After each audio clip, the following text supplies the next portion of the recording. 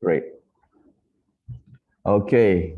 Good morning, and thank you everyone for joining us at MyCDNet's and CapNet's webinar today on the conjunctive use of groundwater.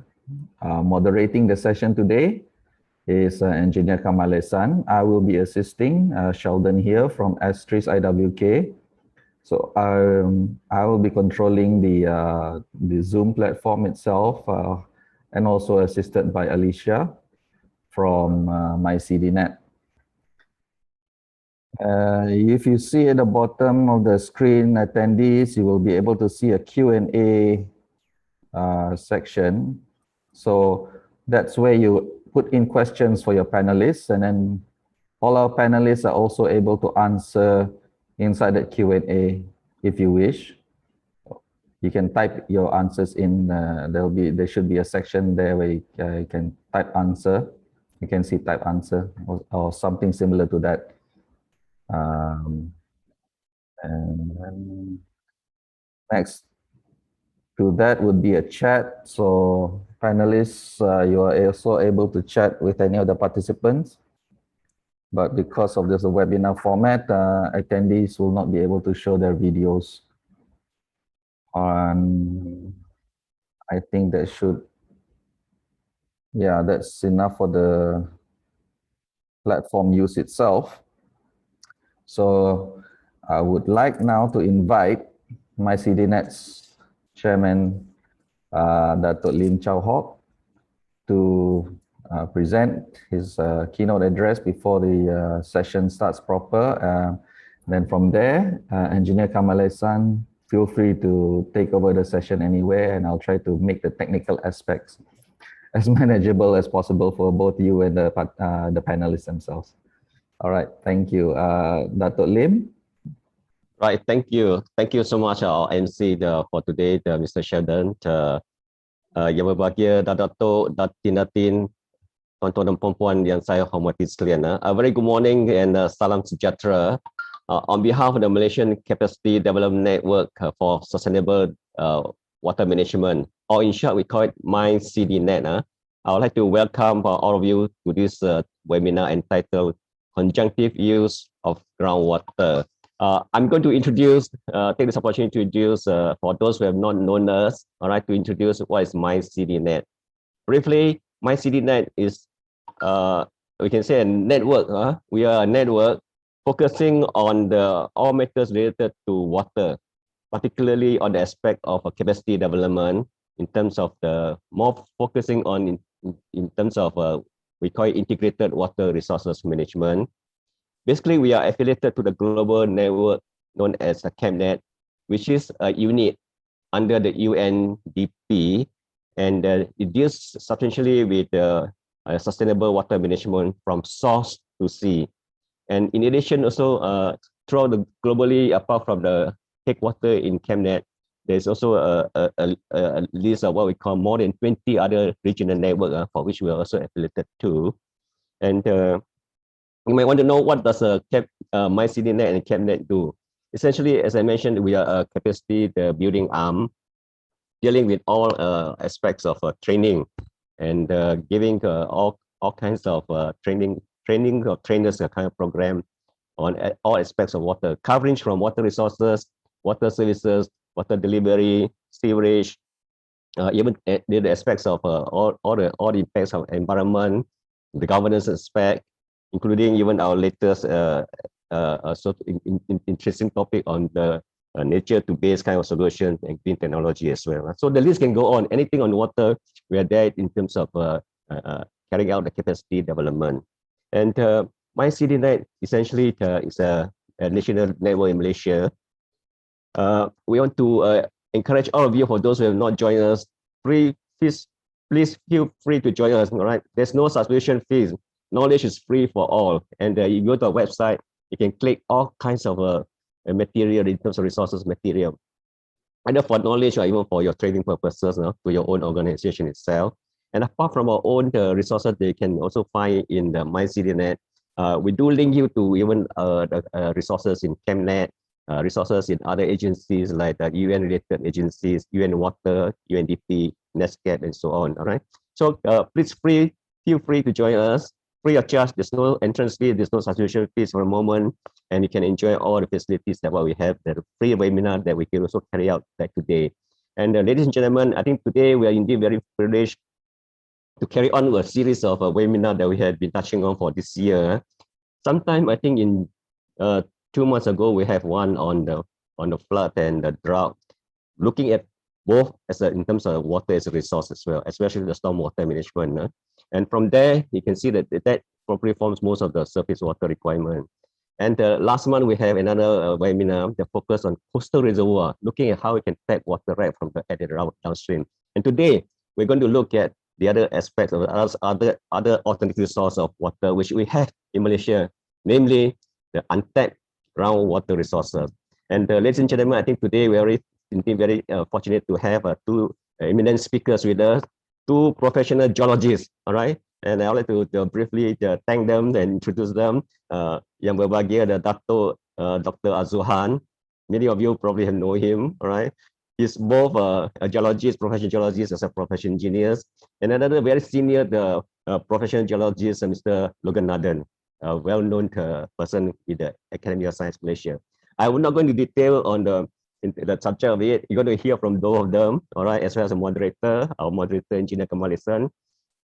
Basically, to say that in terms of water usage from the groundwater for Malaysia, we know that about 97% of our water source come from the river, and from groundwater is only hardly 2% or around there. And I think there's certainly a lot of potential to be used conjunctively, at least during the time of stress when we need it.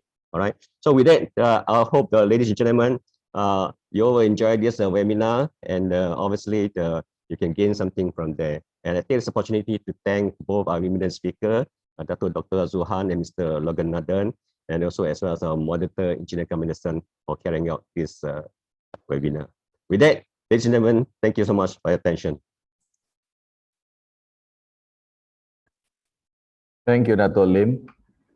As mentioned, the registration for MyCDNet is free, so we encourage all attendees to register to be members of MyCDNet to keep updated on future events, as well as any upcoming or any relevant information for capacity building in the water industry itself. I would like now to pass over the, basically virtual mic over to Engineer Kamalesan as moderator of this session. Thank you very much, Sheldon. Again, a very warm welcome and good morning to Yang Berbahagia, Datuk, to all MyCDNet members, our distinguished speakers and fellow participants. My name is Kamal, and I will be your moderator for today's webinar. And thank you, Datuk, for the opening remarks. As Datuk has mentioned earlier, today's webinar is actually part of a series of webinars carried out by MyCDNet, or in full, our title, Malaysian Capacity Development Network for Sustainable Water Management. So our role is actually to capacity build on sustainable water resources management. And today's webinar is also to support, part of that series of webinars that we are doing. And we are also supported by Cabinet UNDP to carry out this webinar, and as well as ASTRICE as our Zoom session provider. So thank you. And today's topic is very interesting. The webinar is titled Webinar on Conjunctive Use of Groundwater. So what is conjunctive use? So according to this website that I referred to, watereducation.org, conjunctive use is a catchphrase for coordinated use of surface water and groundwater. So literally going with the flow to maximize sufficient yield. So this really means in Malaysia context as a very specialized subject, because in Malaysia, groundwater use is quite limited when we compare with the vast surface water abstraction that we have for our water supply.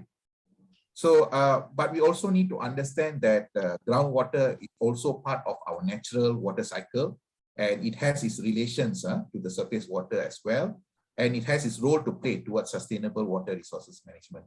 So today we are very fortunate to have two distinguished speakers Yang berbahagia Datuk Engineer Professional Geologist Azuhan bin Mohamed, who is General Manager of IA Kelantan Sdn Bhd, and Professional Geologist P. Loganathan, who is Senior Geologist and Fellow of Academy of Sciences Malaysia, who are experts in the subject matter related to groundwater. They have many years of design, operations, and management of groundwater, and also involved in policy matters as think tank to the government on matters related to groundwater. So our agenda today will be as follows. The first webinar session will be by Yang Berbahagia Datuk Engineer Professional Geologist Azuhan bin Mohamed with the title Groundwater for Water Supply in Kelantan, and then followed by the next webinar session by Professional Geologist P. Loganathan with the title Groundwater Potential in Malaysia. So after both webinar sessions are over, we will have the Q&A session whereby we will read out the questions raised by participants in the Q&A box. So there is a Q&A box in the Zoom platform, where you can actually add your questions or queries that you have for the speakers. And we should be ending roughly about 12:30 today. So without much ado, we want to move into our first webinar session by Yang Berbahagia Datuk Engineer Professional Geologist Azuhan bin Mohamed with the title Groundwater for Water Supply in Kelantan. Please allow me to read his biodata. Okay. Datuk Yang Berbahagia Datuk Engineer Azuhan Mohamed received the BSc Hons degree in Civil Engineering with major in Hydrology and Hydraulics Engineering from the University of Newcastle upon Tyne, UK in 1981, and the MSc degree in Hydrogeology and PhD in Civil Engineering with major in Water Management from the University of Birmingham in 1989 and 1999 respectively. He joined the public service in 1981 as a civil engineer in the Groundwater Unit, Drainage and Irrigation Department, DID Research Station. He later joined the Irrigation Division and Corporate Development Division at DID headquarters. He is a registered professional engineer with the Board of Engineers Malaysia since 1986, and he's also registered as a professional geologist with the Board of Geologists since 2017. He was awarded as a certified groundwater professional by the Association of Groundwater Scientists and Engineers, which is based in Ohio, USA in 1992. He is the first certified groundwater professional in Southeast Asia and the third in Asia after the Koreans. I'm very happy to know that Yang Berbahagia Datuk. He was seconded to the Economic Planning Unit, EPU, Prime Minister Department from 2001 to 2006. He was then seconded to various agencies and private companies, namely Prohas Sdn Bhd, Pengurusan Aset Air Berhad, Suruhanjaya Perkhidmatan Air Negara, and Sime Dabi Berhad, as well as contractor, Prima Utilities Sdn Bhd, and an engineering and environmental consultant, AECOM Sdn Bhd. He returned to the DID headquarters in 2014 and was attached to the Coastal Zone Management Division. In February 2015, he was seconded to Prime Minister's Department for the second time, where he was attached to the Post-Flood Recovery Unit. In October 2015, he was absorbed into the National Disaster Management Agency, NADMA, and on 20 June 2016, he was seconded to the National Hydraulics Research Institute, Malaysia, NARIM, as his fifth Director General, and retired from public service in July 2018. In June 2019, he was appointed as the General Manager of IA Kelantan Sdn Bhd, the public water supply operator in Kelantan. He is currently into his third-year contract with IA Kelantan Sdn Bhd. So his academic and professional qualifications cut across engineering and earth sciences. His work experience covers all sectors, public and private, contractor and consultants, as well as regulatory body. His experience in the water sector covers both surface water and groundwater, as well as coastal waters, besides managing water for people and water for food. So without much ado, we would like to welcome Yang Berbahagia Datuk Engineer Professional Geologist Azuhan to present his paper. Thank you, Mr. Kamal, for the nice words. And Dr. Lim and your team of MyCDNet team members, and my CFO there, Mr. Logan, and all the participants. So I'd like to thank for the opportunity to share my experience in Kelantan for the past 2 years. So I'm going to share to you about how we use groundwater and surface water in Kelantan. So I'm sharing the screen now.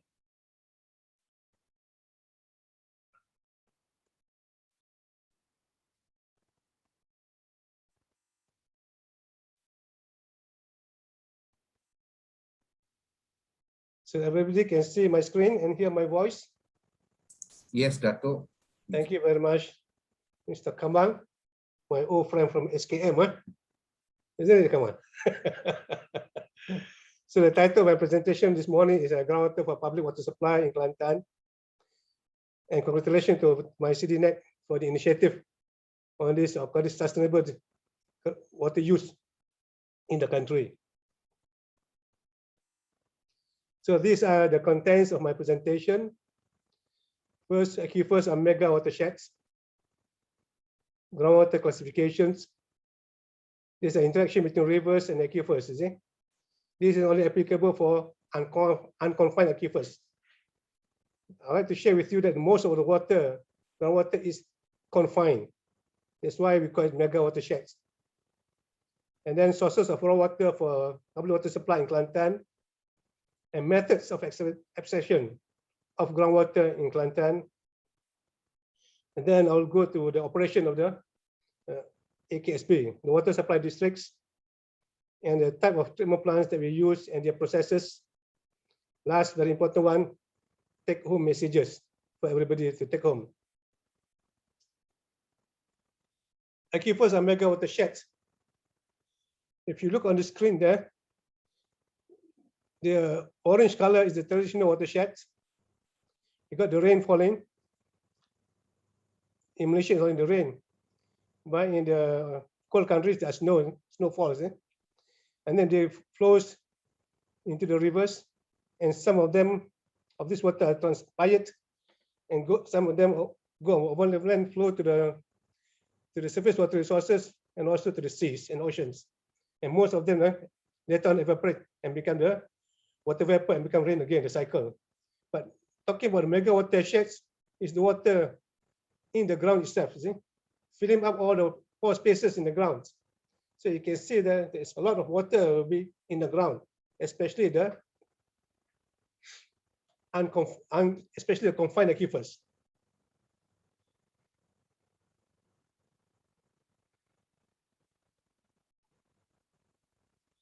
So you look at this table, at this picture on your right there. So you can see the amount of rocks on Earth there. So the upper part is the unconfined aquifers. So most of the waters are in the confined aquifers. When my experience with Samdabi, when I was working for Samdabi for 3 years, they were looking into water into hard rocks. So I always got the impression that water in the hard rocks is very difficult to obtain. And also, because of the difficulty in obtaining groundwater for the hard rocks, I assume that it's less water in the hard rocks. But then, in Sandabi, they use all the world experts to come and help them to search for groundwater, and we found a lot of water in the rocks. So then I started searching in the internet, and we came up with the words mega watersheds. So mega watersheds are large groundwater aquifers deep underground. Groundwater classification, you have a river there. Then this is based on the distance from surface water bodies, and this is only valid for unconfined aquifers. So for the first 200 meters from the river, we call this a riverbed filtrate. These are mostly infiltrated surface water, and the age of this water is several weeks at most. Then up to 800 meters, we got the riverbed groundwater. It's a combination of surface water and groundwater, and the age of this water may be several years. And finally, We got a groundwater there, and the age can be millions of years, depends on distance from the river. So these well-defined boundaries between the three types of water do not exist in naturally. It's just for the sake of classifications. This is I obtained this from the books from the Netherlands. The third point here is between interaction between rivers and aquifers. So for myself, being a hydrogeologist and also a groundwater professional, I always believe that the water in the rivers are excess groundwater. Why I say that? If it's not excess groundwater, naturally all the river water will be dry. You can understand that? Because all the water will infiltrate into the grounds sooner or later, especially in the lowland areas.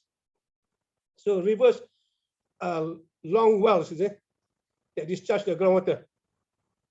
And we as civil engineers, we learned that during low flows, most of the water in the rivers are groundwater. This is a gaining stream, whereby the rivers gain water from the aquifers.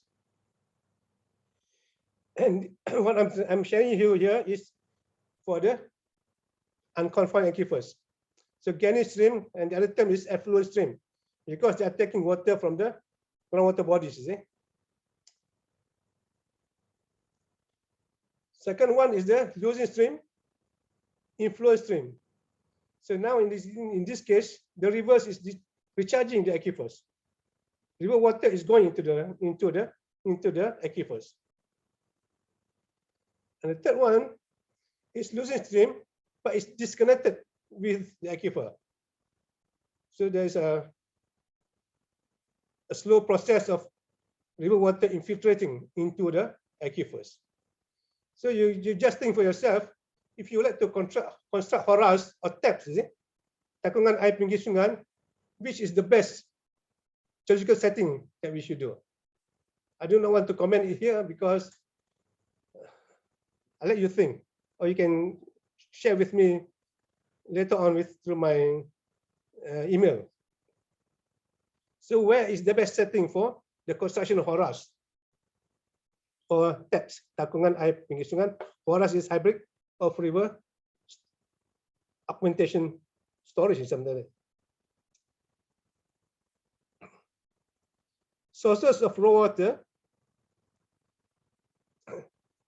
These are the sources of raw water that we use in Kelantan neighborhood. The majority is river water, 47%, and riverbank filtrate. We're talking about construction wells along the riverbank is 29%, and tube wells, the conventional tube wells, groundwater wells, 24%.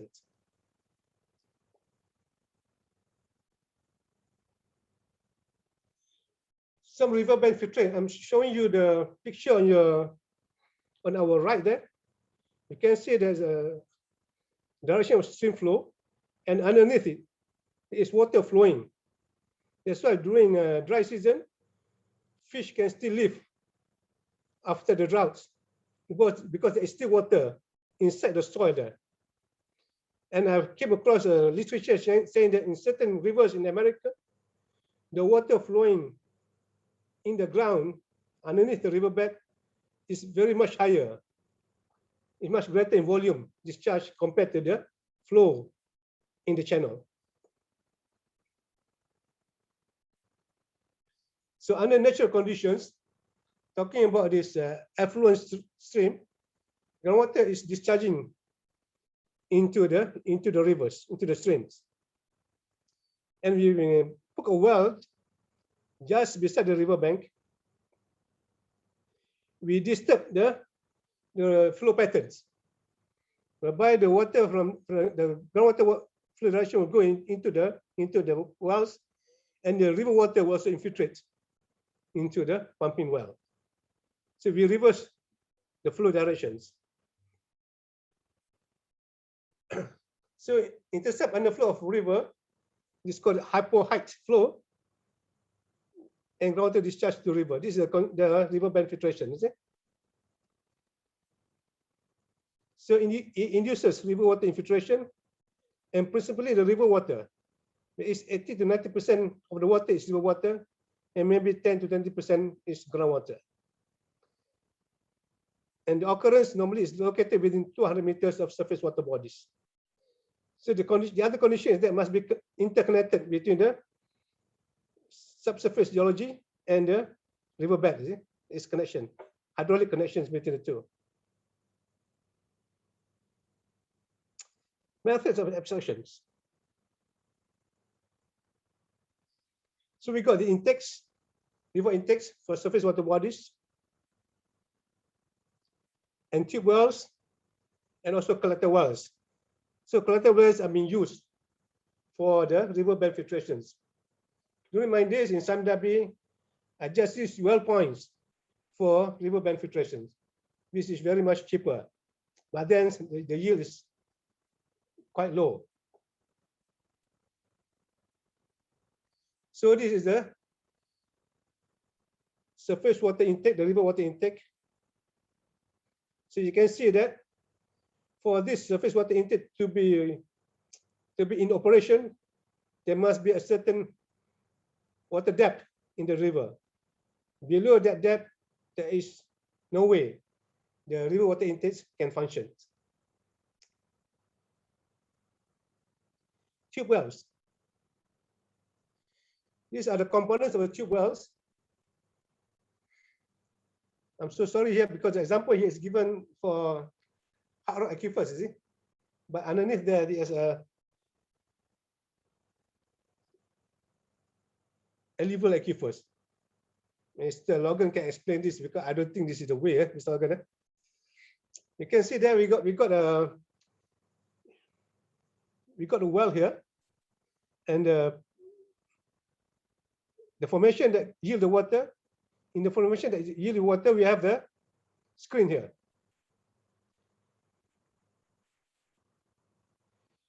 So the water will enter through the screens and goes into the pump, and then it goes into the water treatment plants. So that when we construct the well, we need to know exactly where to put the screens, and also we need to identify the spacing of the screen spaces. What is the most optimum screen spaces that we need to use, and also the length of the screen. And for best operation of the system, the pumps must be above the screen. We must not let air enter into the systems. Once air enters the system, the water quality can go haywire. This is a typical wellhead completions. A very nice picture there. Stainless steel. We got a well on the left here. There's a pump inside here, and the water goes into the systems. And here's the drilling process. You can see that a well like that can fill Timataso, I think, Bridge Dam within 6 months. A year like that can fill up the Bridge Dam in 6 months. So we need experts to construct wells, and also construct the drilling of the wells, and also to construct the production wells. This is a typical well field in Kampung Puteh, in Kota Baru. You can see all the wells there, 24 numbers, if I'm not mistaken, that we use for the public water supply in Kota Baru. And these are the well depths, and the majority of the wells is less than 20 meters. So we need to drill wells deeper, because the present setup was constructed way back 40 years ago. So since now the water demand increases, then we need to have deeper wells for sustainable yield.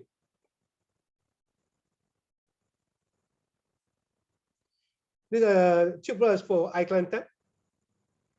people are concerned about land subsidence. We just look at our wells here, only 156 wells, compared to wells in, for example, in Seoul, South Korea, there are 12,000 wells in the city of Seoul itself.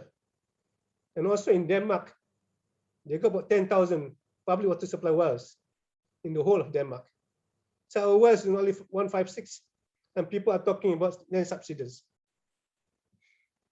So I'm so sorry to say about this. I don't like this. I don't like to fight with the surface water promoters, because I myself also surface water promoters. So we got to, of course, to be more realistic in our thinking, and we got to learn and also unlearn all the negative knowledge about groundwater. We only got 156 production wells in Kota Baru for AECSB. And also the mixing of wells, deeper well and shallow well shouldn't be mixed together, especially in unconfined aquifers, because the deep well will pump at a higher rate, and the code of depressions will make this well useless because the pump is already hanging. But for confined aquifers or semi-confined aquifers, it's okay. So in order for us to see whether the deep well can affect the shallow wells, if the water table is different, then certainly the deeper well will not affect the shallow wells. If it really affects, it will be a long-term effect on the shallow well, not immediate, is it?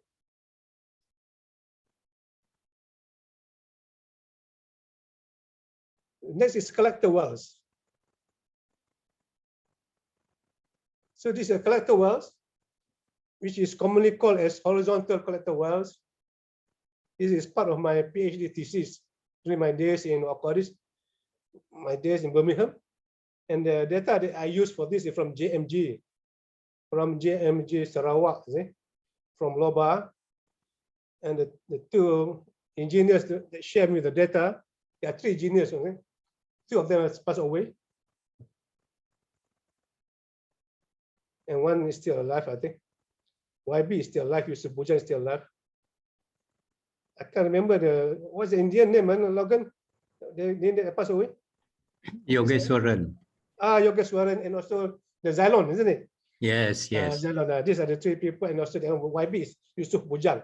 These are the three people, and also the other one is Sulong, four of them. Give him all the data for my PhD thesis. So you look here, we just construct the caisson and drill well horizontally under the riverbed. So if the river is low, also we can still get water. Only that maybe the discharge will drop. And this is a completed one in Kuala Krai for Logi and Watan Air Tualan Dua. Completed, but you cannot see all this the laterals underneath the riverbed. This is a drilling process inside the caisson, horizontal drilling under the riverbed. You can see the water there. This is just by gravity flow, the quantity of water entering through all these laterals. And this is during the pump installations. You got 3 pumps there. Normally it's 2 working, 1 standby. And this is a possible arrangement for a collector well field. So we got here 4 collector wells, 1, 2, 3, and 4, and the channel to the water use for irrigation or for water supply, for public water supply. This is a construction there. These are trying to put a plug at the bottom of the caisson. They pour concrete to make sure that the bottom of the caisson is properly plugged. There is no water losses or water entry from there for the system to be stable. You can see the drilling process, the lateral drilling process, all the cutting are coming out here. And here they are installing the screens so that all the water can enter the screens and the water coming out from the laterals. So there are statistics for the collector wells. At the moment, we have 25 collector wells, and every district got at least one well. The majority of the wells is in Machang, here for the Mubachondong water treatment plant. And most of them are riverbank filtration. But for example, in Kota Baru, there is a collector well for groundwater, not riverbank filtrate. You look at that, the river water there, the quality, the high turbidity of the river water. By having this riverbank filtration, you can see that this one is from Ailanas in Kelantan. Only got 4 laterals there, because I think they need about 4 MLD or less.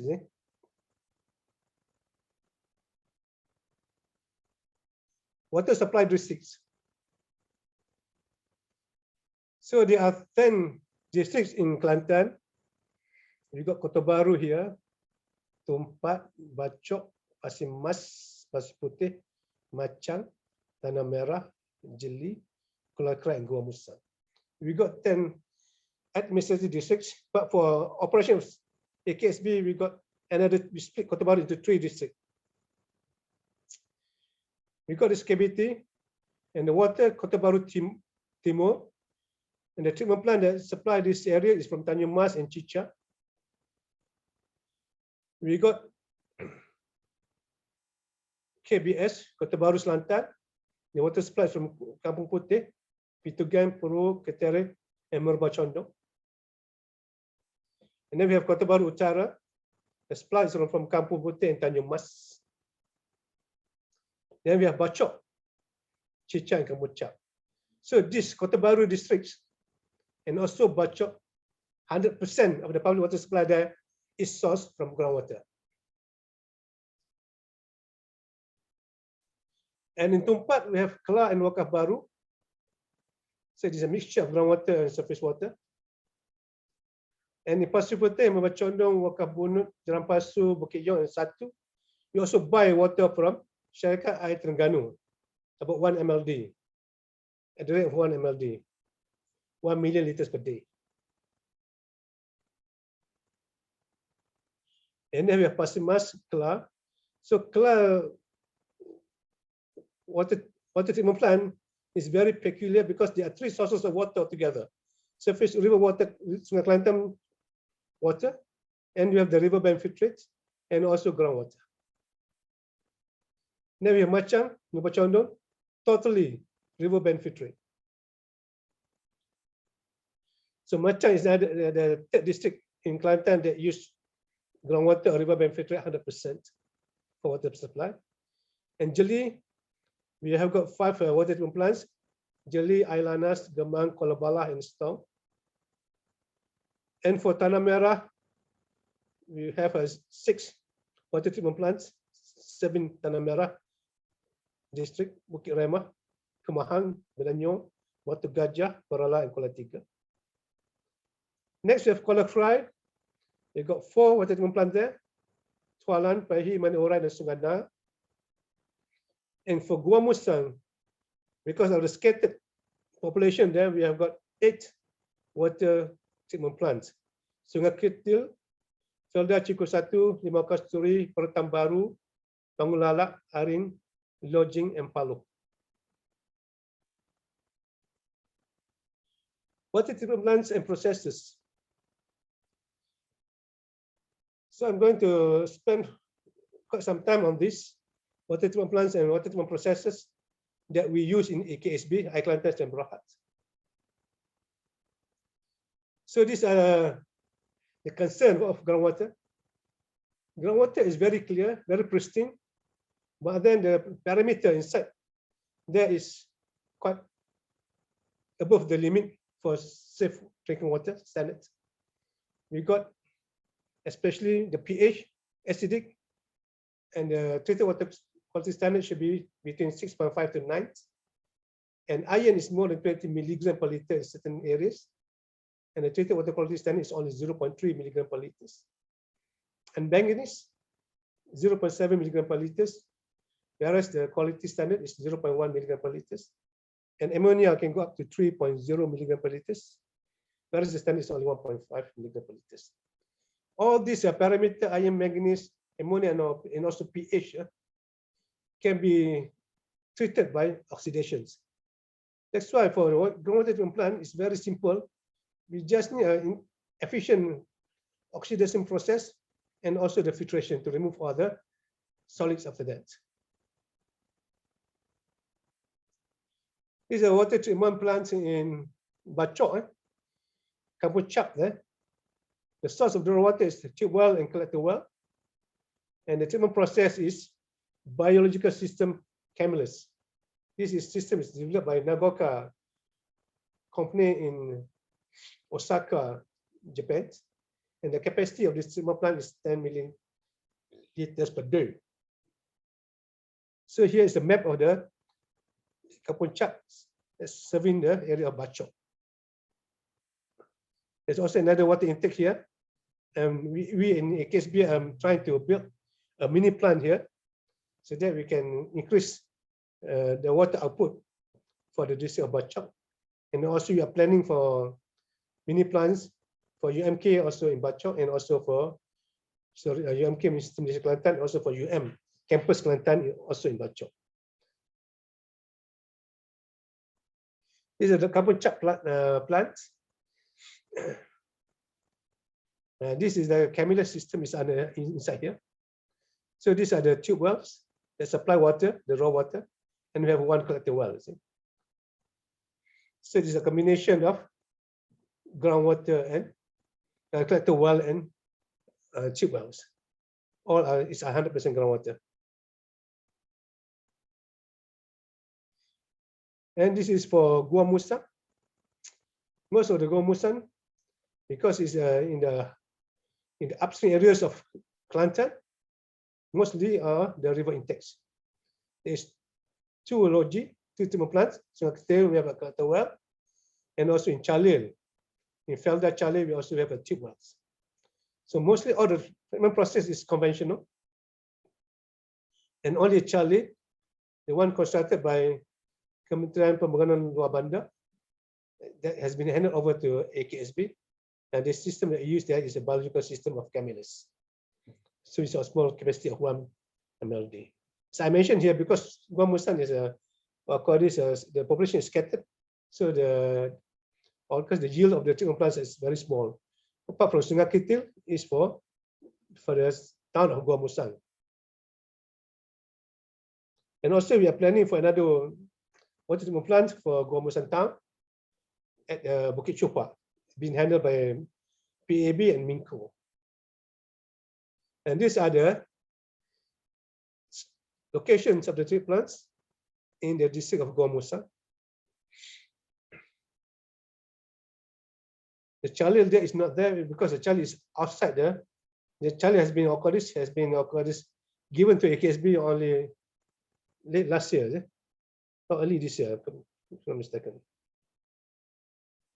This is an example of the Sungai Ketil treatment plant, and we have the intake here, somewhere on the bank of Sungai Ketil.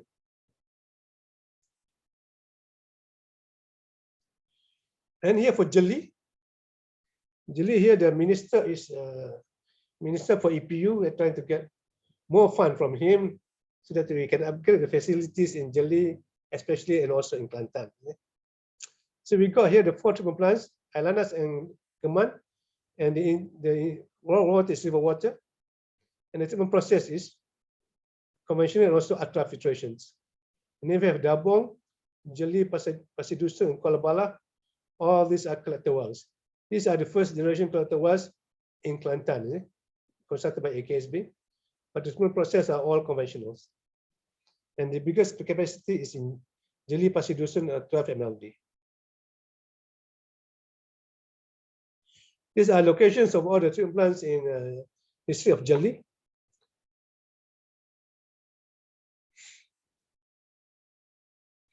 So Jeli town is somewhere here.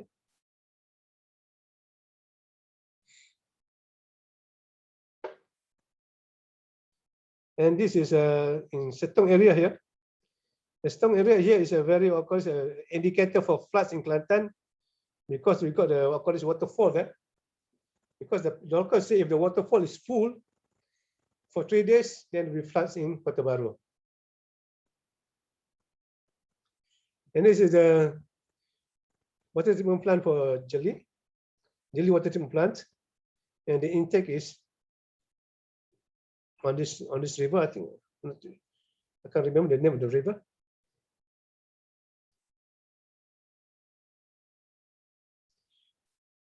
And is for Kota Baru. You can see all the treatment plants getting raw water from the groundwater systems.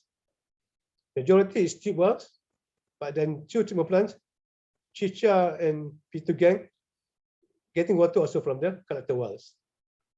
And this Chicha water treatment plants and Kampung Puteh water treatment plants and Tanjung Mas water treatment plants, they are all conventional process. And for P.Geol, we have the ozone process. And for Pro, we have the different demagnum. And for Katere, we only use disinfection only because the groundwater there is of good quality. But then at the moment, we are constructing a mini treatment plant to treat the water there because the pumping rate is high and the quality started to see some deterioration in the quality of the groundwater there in Katere. So the treatment plant is going to be commissioned by end of this year. And the system that we use here for treatment is biological system of Kamalesan.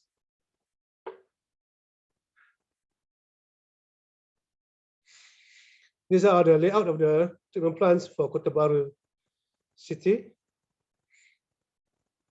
So the biggest capacity is Kampung Puteh, followed by P.Geol. In Tanjung Mas, we are getting the funding from Program SI Berhad to upgrade this treatment plant to 30 MLD. So we hope to have this commission in 3 years' time. And the consultant is PZK. And the system that we use is also Kamalesan, the biological system of Kamalesan. So this is the biggest, at the moment, the biggest treatment plant in operation in Kelantan, Chicha, 80 MLD. Talking about the Chicha treatment plant, you can see here we got have a 1, 2, 3, 4, 5 well fields serving the treatment plants. Is it? Megan Tlaga Tok Kenali. This is a Pasitumu well field, Kota well field, Penyadap well field, and Pasoho well field. So what I learned after coming to AKSB, I noticed that in the future, when we try to develop well fields, we got to make sure that the quality of water from each well field, identify the quality of water in each well field. If the quality is different, then we need to have a separate treatment process for each well field. So that's why when I look into the Denmark case study, they got about 3,000 water treatment plants for 10,000 wells. So because they mentioned to me that we need to have a separate treatment process for the identified well fields because the groundwater is different from one well field to the other. And this is a Kuala. We have 5 treatment plants, Tualan 2, Old Tualan, Pehi, Maniura, and Kuala. So for the first 3 is a source of water is from Plateau well. And for Pehi and Maniura, they Pehi also got river intake, Maniura river intake, and Kuala is from 2 wells. And the treatment process for Tualan 2 is biological systems, Kamalesan, and for Tualan, Pehi, and Maniurai, conventional process, and Kuala is only disinfection. So the biggest capacity now is at Tualan 2, and this is being commissioned late last year. And the funding comes from the Kementerian Pembangunan Luar Bandar. These are the locations of the treatment plants in Kuala Krai.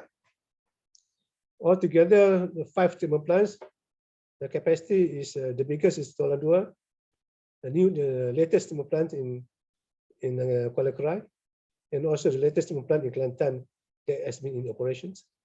And we have Pahi as the second biggest in Kelantan. And this is the layout of the toilet treatment plant. You got two intakes and the Kelantan wells, and this is Sungai Kelantan, and this is the treatment plant. Also, all the water being pumped to the treatment plant, and then the water after treatment, this water will go into the tangki Batu Lada and goes to the town of Kolakrai. And it's a treatment plant for Machang. Mubachandong is the biggest treatment plant in Machang. It's the only one. In fact, that's why it's the biggest, I think. So this is a 45 MLD, but the raw water source there is more than that. It can go to 90 MLD. So we are trying to upgrade the process at Mubachandong treatment plant so they can treat more groundwater, more riverbank filtrate, you see. So at the moment, the process is only 45 MLD. And this is the Mubachandong treatment plant. Because of RBF, all the raw water sources are on the bank of River Kelantan. See? So they got 7 Kelantan well altogether. This one wellfield is Sungai Bagan. The second wellfield is Kampung Bandar wellfield. And the Pasir Bandar wellfield. These are 2 here, Pasir Bandar and Kampung Bandar. I'm so sorry because the slides been prepared by somebody else. And the Ocadis, the operation part, the slide is prepared by the GIS people. These are maps. Whereas the data is prepared by the operation people. So there's some discrepancy in the data. Apologies for that. Then it's for Pasir Mas. Also one treatment plant serving Pasir Mas. But this is the most challenging one because the raw water for treatment plant is from 3 sources: river water, tube wells, and also collector wells. See? You can see here, these are the treatment plant, Water treatment plant, and the intake for riverbank is here at Semuba, and we have the river intake here, and also the tube wells within the treatment plant itself. The process here is conventional. So here there's a more detailed map on the Ocadis layout of the treatment plants and also the intake. We can see there's about 8 kilometers pumping water from intake Semuba here, from the RBF, into the lodge here, and then within the lodge here, there's a wells. You can see here, the wells are within the treatment plants.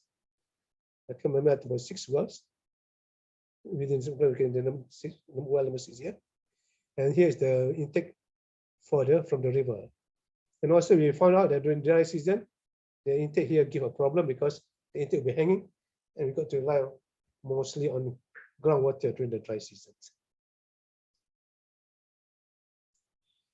And here is for Pasir Puteh. This is where I was brought up, in Pasir Puteh. And we have here treatment plants, Wakaf Bunu, Jalan Pasu, and P.Geol. Only Wakaf Bunu we have a proper treatment process. And for Jalan Pasu and P.Geol, these are standby water sources. They are all disinfections. And for Wakaf Bunu, we have this conventional ultrafiltrations. We have here Wakaf Bunu here. This is the town of Pasir Puteh. And Bukit Yong is somewhere here. And Jalan Pasu is here. Jalan Pasu is near the waterfall there. So this is a Wakaf Bunu treatment plant. You can see the treatment plant is here, and the water intakes RBF is here. And also they are both the river water intake and also for the river filtration is close to the river here. And this is the Tanah Merah. We have altogether 8 treatment plants, and the majority is for getting water from the rivers. And Pechong is in this town of Tanah Merah, is getting water from the tube wells, and Perala and Benanyong is taking water from the collector wells. And for treatment process, mostly conventional. Apart from Perala, here we have these ultrafiltrations. And for Pechong and Nulata Hujan, only disinfection there to kill the germs. And we are planning to construct a treatment plant for Pechong because we are going to upgrade the capacity there. So this is the layout of the treatment plants in Tanah Merah. You can see all the six treatment plants there. And this is a Bukit Rahmat treatment plant. And this is a Bukit Rahmat treatment plant is on a high ground. And 2 years ago, the slope collapsed and yet to be repaired. And the water is from the river, quite distant from the treatment plant. Here's the layout of the Bukit Rahmat treatment plants and the source of the raw water from Sungai Kelantan.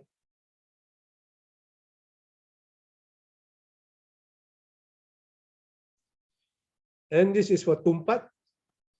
This is the area for our MB here. This is the lodge here in Wokaf Baru. We have a Wokaf Baru here serving the area of Tumpat. And we have tube wells and cutter wells. This is 100% groundwater. For this treatment plant. And the yield is 25. And the treatment process is a conventional plus different magnum. And this is the layout of the treatment plant at Wokaf Baru. You can see the wells here. But I cannot see the collector well, maybe somewhere near the river. So in summary, there are 39 treatment plants in Kelantan altogether. The river intake is the majority, 16 treatment plants, and tube wells, 7 treatment plants. Collector wells, 8 treatment plants. The river intake plus tube wells, 4 treatment plants. River intake and collector wells, 3 treatment plants. And last, river intake, tube wells, and collector wells is 1. This is what I mentioned is a cloud water treatment plant in Pasir Mas.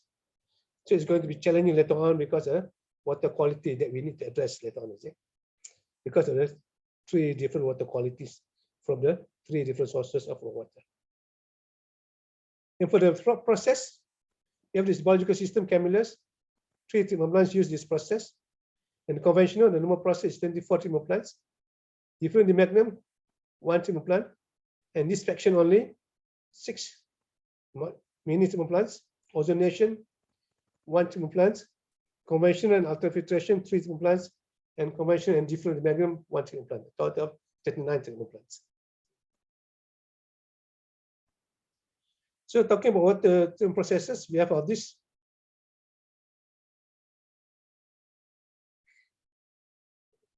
Seven processes: biological system, Kamalesan, conventional system, different magnum, ozonation system, ultrafiltration, and the last 2 are the newly introduced processes.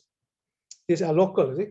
Intelligent Aqua is based in Shah Alam, but it's local. But this system has been used in Saudi Arabia by this ASMA, and cavitation is also local. And the company is only in Pekala Cepa.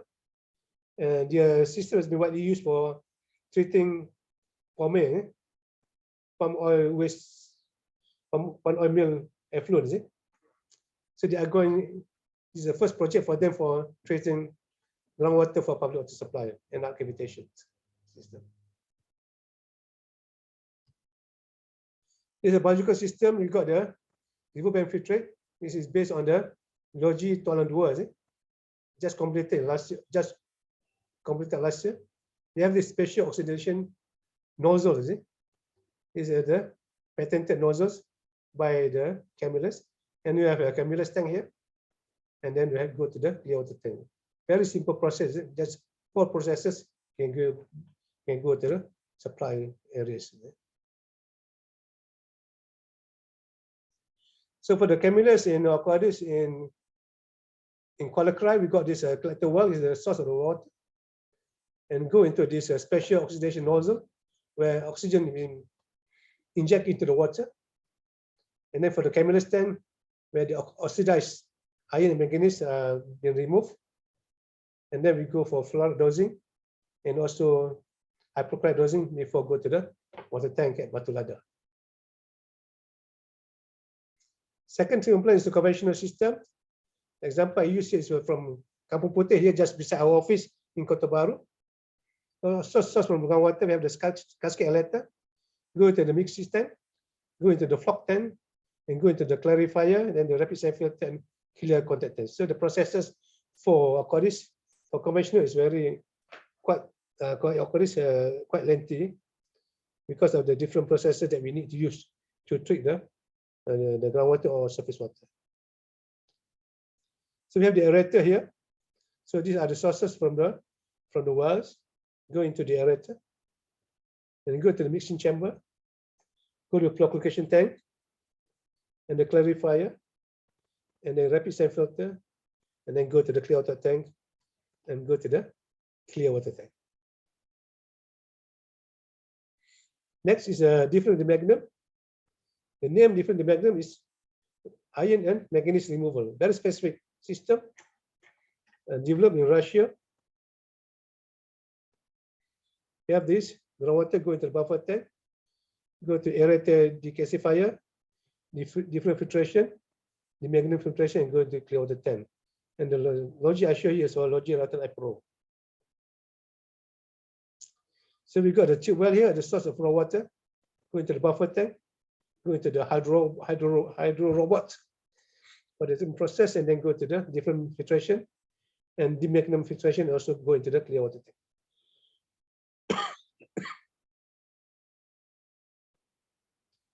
Next is ozonation. We've got two systems here. One is being used in P.Geol. We got groundwater go into multi-trade aerator, go into the tank here, duct tank, rapid sand filter, and go into the clear water tank. Here we use the oxygen farm here, and then this is the oxygen generator. We supply oxygen to the oxygen generator, and then oxygen goes into the duct tank where the process occurs. And this is an example of the oxygen farm for the P.Geol treatment plant. For P.Geol, where this multi-trade aerator goes into the micro bubble, the duct tank, and go into the filter tank, and go to the clear water tank, and this ozone supply this ozone generator supply the ozone to the duct tank and micro bubble tank. And this we got the this oxygen farm supply oxygen to the ozone generator. And this is a newly completed, not yet commissioned, ozonation system at Kapolok treatment plants, water treatment plant. And for here, we use the oxygen generator instead of the oxygen farm. We generate this pure oxygen by using this oxygen generator. The system is the same, going to multi-trade, go into the duct tank, rapid sand filter, clear water tank. You can see the process here. For this Kapolok, we got two collector wells, supply water of 30 mld, 15 mld each to the treatment plants, the multi-trade aerator, go to the duct tank, then go infiltration tank, and go to the clear water tank. We got this oxygen generator, supply oxygen to the ozone generator, and go the ozone supply to the duct tank. And this is the location, the ozone oxygen generator. It's compared to it's not the oxygen farm, because the oxygen farm will buy oxygen from a third party, and here in this case there is no purchase of oxygen. We just generate oxygen by using this oxygen generator. Next process is ultrafiltrations, and according to the treatment plant I share here is Wakaf Bunut here. You got the aerator, pressurized sand filter, this ultrafiltration feed system, the ultrafiltration system, and the clear water tank. So this is the flow process of the ultrafiltration system at Wakaf Bunut. You got the collector well here, go into the aerator, go to the pressurized sand filter, the ultrafiltration feed tank, the ultrafiltration system, and then go to the clear water tank. And for this system to work, the water must be of a low NTU. Next is the new system, which is yet is under construction, Intelligent Aqua. For Intelligent Aqua, we've got this groundwater coming into the system. Intelligent Aqua system. This is based on activated carbon, clear water tank, and then clear water tank. So this system, according to the promoter of this Intelligent Aqua, which is ASMA, alam sekitar Malaysia sedang berehat. This they can treat this river water. Example, river water after going through the system, it become crystal clear water. And these are the benefits of the intelligent aqua: no chemical, no sedimentation, no aeration, no reject water, low power consumption, low cost of ownership, meaning low cost operation, and high quality of treated water. These are the claims made by intelligent aqua system.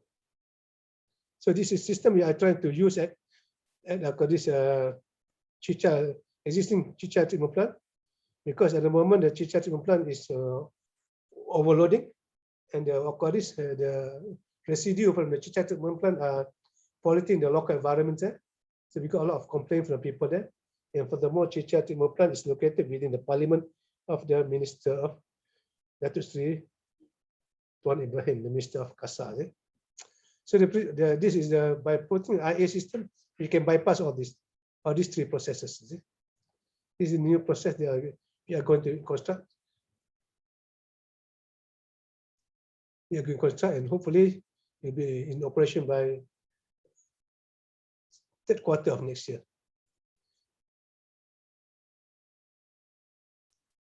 Last is an NR cavitation systems. So the groundwater enter the system, go into this is the patented system here, venturi tube for aeration, go into the inclined plate clarifier to rapid sand filter and then clear water tank. So this is based on aeration and filtration only, and using patented venturi nozzle to produce high saturated oxygen for iron, manganese, and ammonia removal, and the sludge can be reused because it is no chemical inside the sludge. Can be used for the production of coagulants.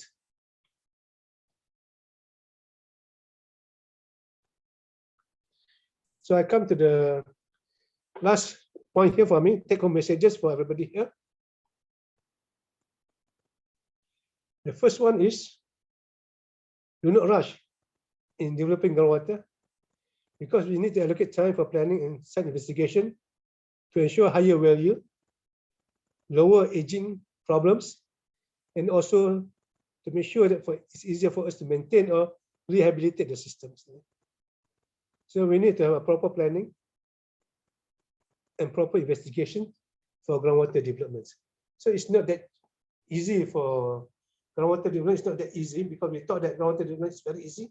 Yes, it's easy for domestic wells, for our own consumptions, but for public water supply or main irrigation system, it's not that easy.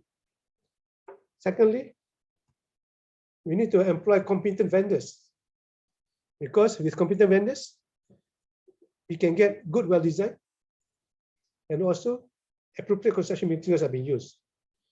Because if they do not use good well design, of course the well can collapse, and also the well cannot last very long, and also we need to maintain the wells more frequently. And also competent vendors will have a good drilling practices, so that the wells can be constructed as fast as possible with high quality products. And thirdly, avoid forced saving. So we cannot be penny wise and pound foolish, both during construction and well development. Make sure that we construct the well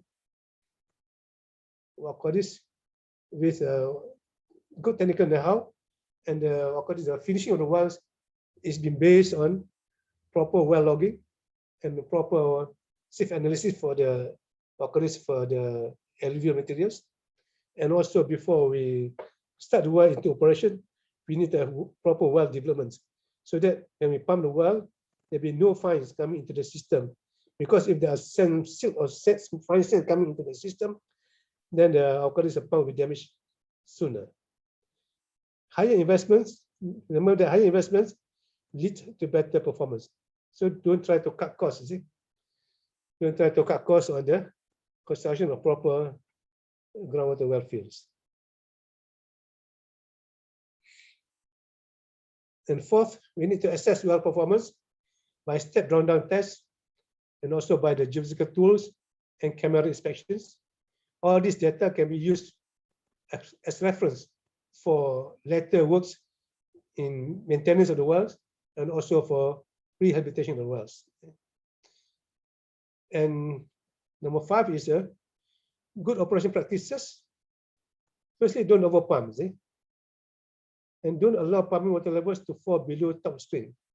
So in order to not to allow the pumping water levels to fall below the top of the stream, we just install the pump intake above the screen level. Because once the water level go below the pump intake, we cannot pump the water anymore. So in that case, we can avoid pumping the water level below the top of the stream. Once we start to pump the water below the top of the stream, then the fines can enter in the wells, and also oxygen can enter. Once oxygen enters the system, they will react with the chemicals inside the water, and then they're going to have a problem with the wells. For example, water quality changes, and also maybe the formation of incrustation within the wells. And we need to track well performance on a regular basis and compare with the reference values that we obtain in number 4 there. So a lot of monitoring needs to be done to ensure the tip-top performance of the well fields. Number 7 here, know your enemies in order to kill the enemy. I mean, normally about this clog wells, we need to determine causes of well aging and apply suitable cure processes. And certainly we need to have the right vendor to rehabilitate the wells. So number 7 here, talking about the well rehabilitations. When we need to rehabilitate the well is when the yield of the well decrease by 20% of the original value. Once we can see the decrease in the yield of the well, we need to assess rehabilitation activity for the well to restore to the original capacity. Last but not least, kill it before it grows. Do not wait too long to rehabilitate the well. We need to avoid increasing incrustations in the well. Incrustation about the formation of the material that will clog the screens. Once the screens are clogged, then the yield of the wells decrease significantly. So this is the last slide here. Do not believe everything vendors recommend. So we need to select a method that is appropriate to the specific problems. We need to ask the experts. So in this case, you got to ask Mr. Logan for the advice. So because vendors are only good at selling products, but maybe they do not know how the product works. So we need to have experts.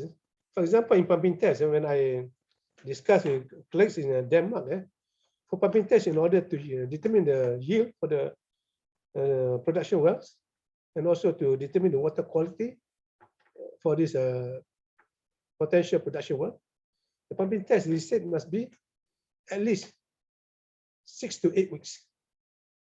Because in our case here, our pumping test is only 3 days, 72 hours, And also we need to monitor the environment. In their case, they're talking about monitoring the environment up to 7 kilometers from the test well. So this is a big exercise for determining the safe yield of the well. And then we need to repeat well rehabilitations. Yield gains after rehab activities normally is a short-lived. So the next rehab works may be needed soon. So rehabilitation is going to be a continuous process. Once the well has gone to, goes into problems. And last but not least, don't flog a dead horse. If the well lost more than 50% of its yield, hardly anything will make it come back to life. So in this case, we need to proceed with reconstructions. So for your information, I've been talking again this evening through IEM on the sustainable groundwater use. This presentation will be more on developing groundwater for sustainable use. And sorry to say that for IEM, it's a small charge for members and slightly a bigger charge for non-members at 5:30, if I'm not mistaken, today. So these are my email address If you have problems, come to me. You have, of course, good ideas, you just share with the public, you see. Any problem, you come to me, don't go to the enemy of groundwater. And with that, thank you very much. Thank you. Thank you very much, Yang Berbahagia Datuk. Very well presented information. I know Datuk covered about mega watersheds, aquifers being mega watersheds. He dwelled into the classification of groundwater, and he also dwelled a bit on the interactions between river and aquifers, the sources of the raw water and the abstraction. He went into details of the water supply districts in Kelantan, and also the water treatment plants and processes. Very interesting to know that so many processes are in place, and also to see that the conjunctive use of groundwater and river water, surface water is definitely apparent in Kelantan. And of course, his 12 take-home messages, which are very, very relevant and valid. And thank you again, Yang Berbahagia Datuk, for that presentation. We have a lot of questions actually coming up. We already have 1, 2, 3, 4, 5 very relevant questions for Yang Berbahagia Datuk, but we will take this later at the end of the webinar after professional geologist Loganathan's presentation. So thank you again, Datuk, and let's move on to the next talk, which is by professional geologist P. Loganathan, with the title Groundwater Potential in Malaysia. Please allow me to read Mr. Loganathan's biodata. Professional geologist P. Loganathan served in Jabatan Penyiasatan Kaji Bumi Malaysia, Jabatan Mineral and Geoscience in various capacities for 28 years until his retirement. Fair amount of his service was in developing groundwater resources in parts of Johor, Negeri Sembilan, Melaka, Share video, start video. Water crisis in Pahang and Terengganu for rural communities. And How come I can't see it? after his retirement, he was employed by This is just a Materials Corporation, Hmm. looking at developing geothermal prospects in Tawau and in Java, Indonesia. In 2006, he was employed by the Academy of Science Malaysia to coordinate the MOSTI Commission study on earthquake and tsunami hazards and risks to Malaysia. On completion of the study, he was continued to be employed by ASM to undertake a series of advisory studies related to water, biodiversity, health, agriculture, and the like. In 2016, ASM published a 2-volume report on transforming the water sector, National IWRM Plan Strategies, a roadmap, in which he was one of the 4 editors. He left ASM in 2018, and in 2014, he was appointed a founding board member of the Board of Geologists for 3 years and was inducted a registered professional geologist in 2016. 2019, he was appointed a fellow of Academy Sciences of Malaysia in the Science and Technology Development and Industry discipline, and is a member of the ASM Water Committee. In October 2019, he was appointed by UNDP to copy edit the draft Transforming the Water Sector, Chapter 16 by the EPU, then the Ministry of Economic Affairs. In 2020, he was appointed by ASM to be the chief writer for the EPU ASM study on Transforming the Water Sector 2040. With that, I would like to pass the time to professional geologist P. Loganathan for his presentation. Yes, thank you very much, Kamal, for that introduction. Can you all see my screen? Okay, I need to share it. I can see your screen. Oh, okay, good. All right. Yeah. Okay, so I'm going to talk about groundwater potential in Malaysia. So I'm actually grateful that Datuk Azuhan went first, because he has pointed out many of the good points about what groundwater development. So let me now go on.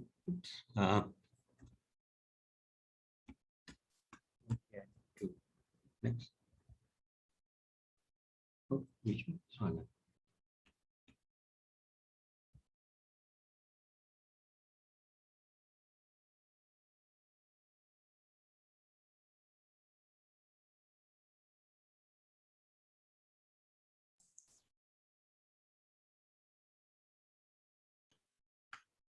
All right.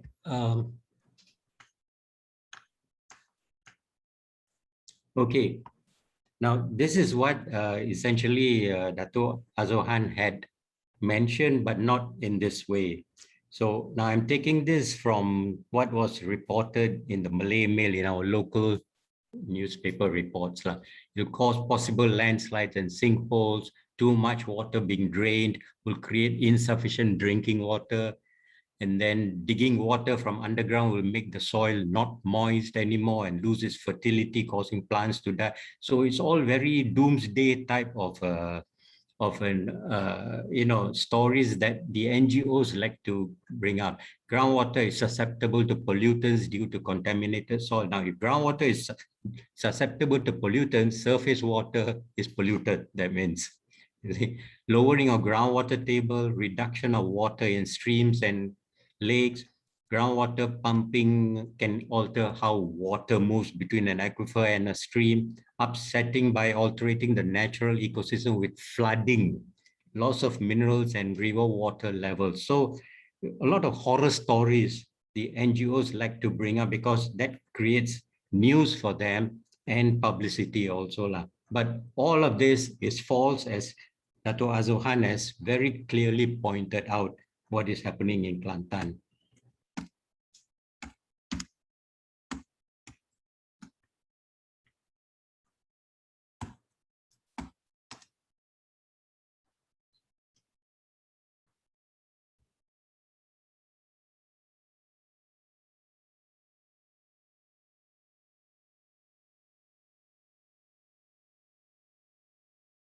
Okay.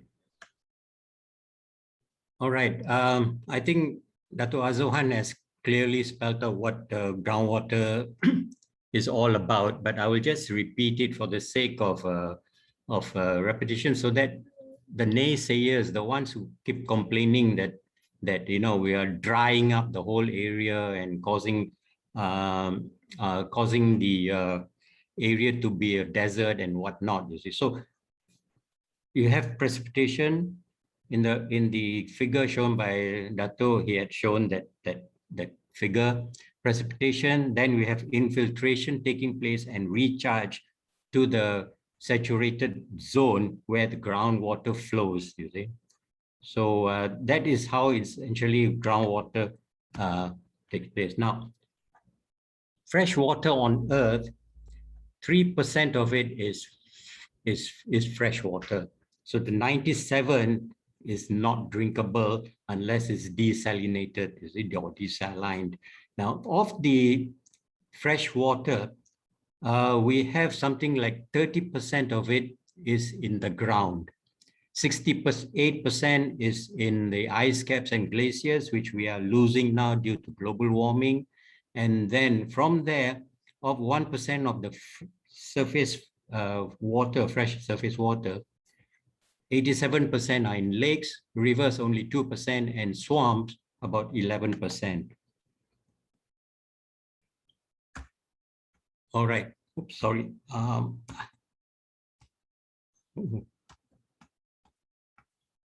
Okay, again, repeat what Dato' Azuhan had shown. So I will just skip this because you already know where groundwater starts, you see.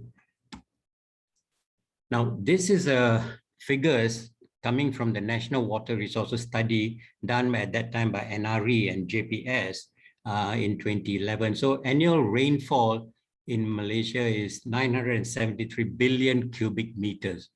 And then evapotranspiration is 414. Groundwater recharge, we have about 63 billion cubic meters. And then surface runoff is 496. So essentially what this means is a lot of the groundwater that is already percolating into the ground, it is then finally comes up as a groundwater storage, which has been estimated at about 5 trillion cubic meters or 5,000 billion cubic meters.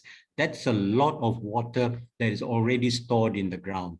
And the current use is essentially less than 5% nationwide, right? And then now if you look at it, this picture shows how much of it has been used by, for groundwater. It's about only 1.3%, while 18% is from dams, and the large amount, 80%, is from rivers.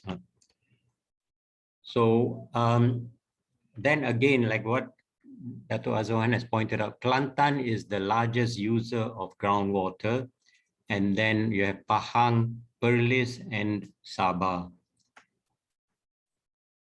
Now, in terms of groundwater storage, so this is where it comes to potential of groundwater in Malaysia. So in Peninsular Malaysia, JMG has done an estimation that we have about 1.9 thousand or 1.9 trillion cubic meters of groundwater being stored. And the sustainable pumping rate, they have calculated at about 26,000 million liters per day. So this is the sort of figures that to show that there is so much of groundwater in the nation that which is hardly utilized today. And in Sabah, we have just about the same amount, is about 1 trillion cubic meters of groundwater there.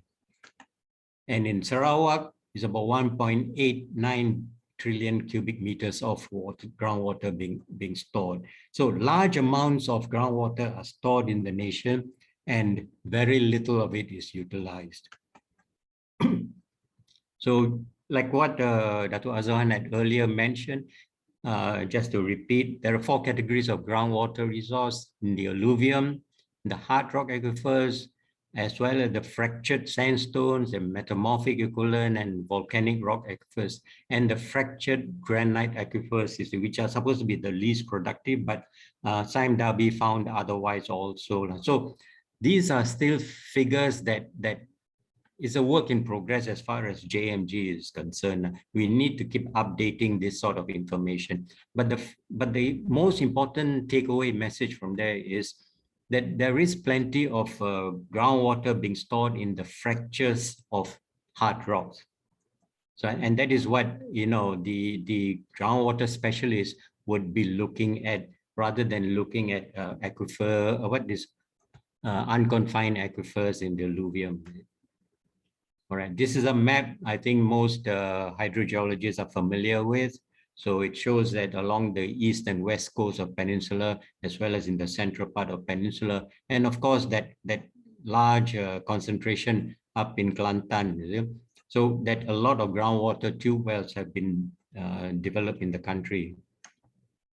And of course, this map is for Sabah, Sarawak, and the Labuan FT, also showing the hydrogeology of these 3 places.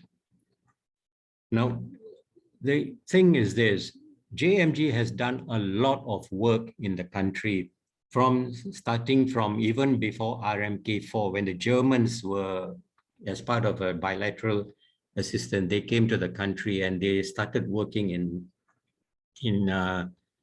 Kelantan and all that. So from there, then we started going on our own. After the training that was provided by the Germans, we started developing our own teams.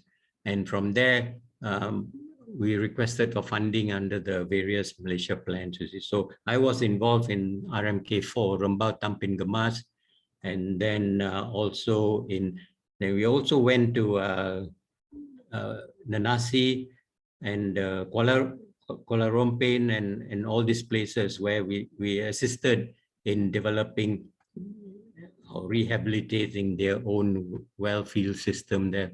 Then in RMK5 included Marang and Setiu and so on and so forth. And the RMK6, Melaka was a very important time at that time, because there was the dam dried up.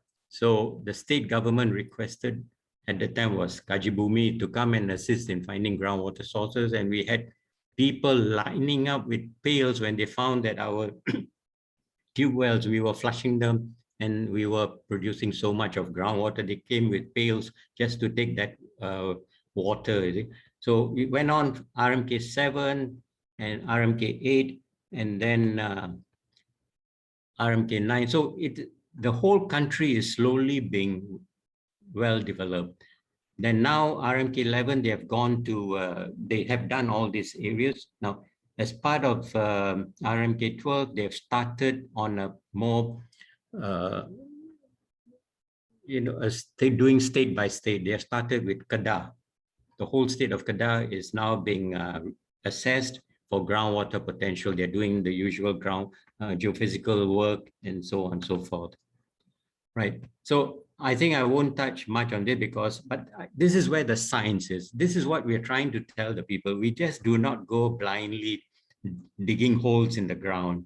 There is science involved in this. And Datuk Azuhan explained about the gaining streams and losing streams and all that. So I won't touch that. And then also groundwater and lakes. So there were comments about groundwater drying up lakes. You can see that this is the sort of thing that we know how to avoid and so on and so forth.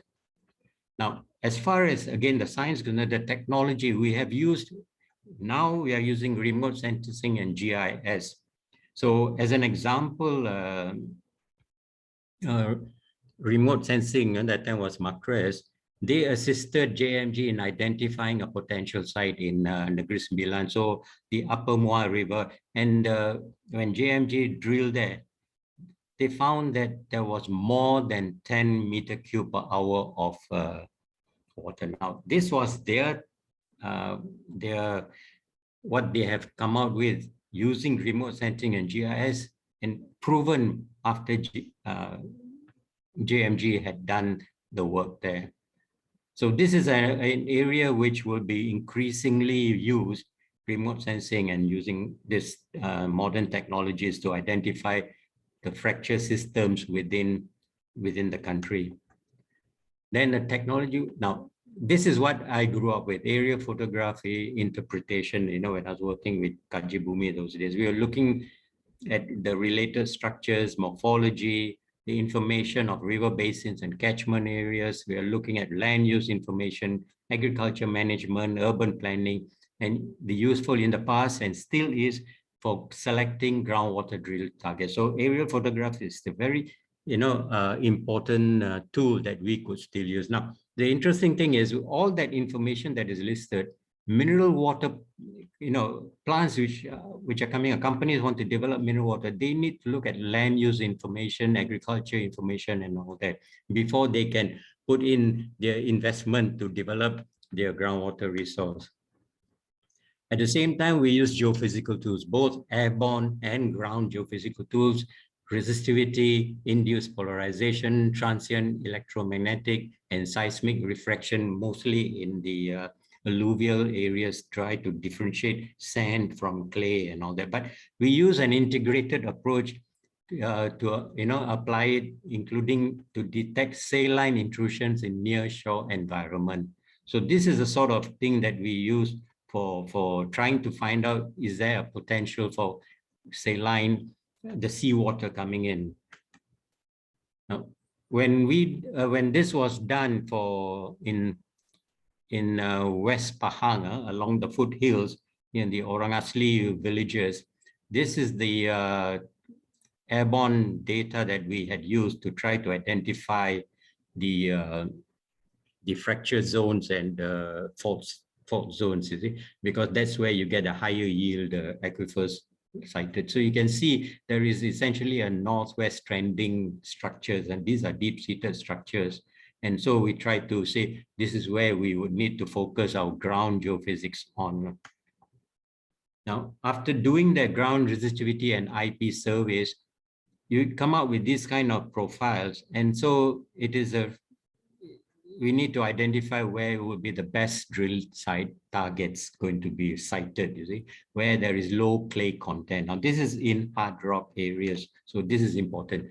Now, this is the kind of drilling tools that we use, we have the tricone drag bit, the tricone button bit, of course, the drill rig and the drill rods. And then you saw that earlier also, a picture where the tube well is being flushed to remove all the drilling mud, the mud and the natural clay and sand bits inside the well while it was being drilled.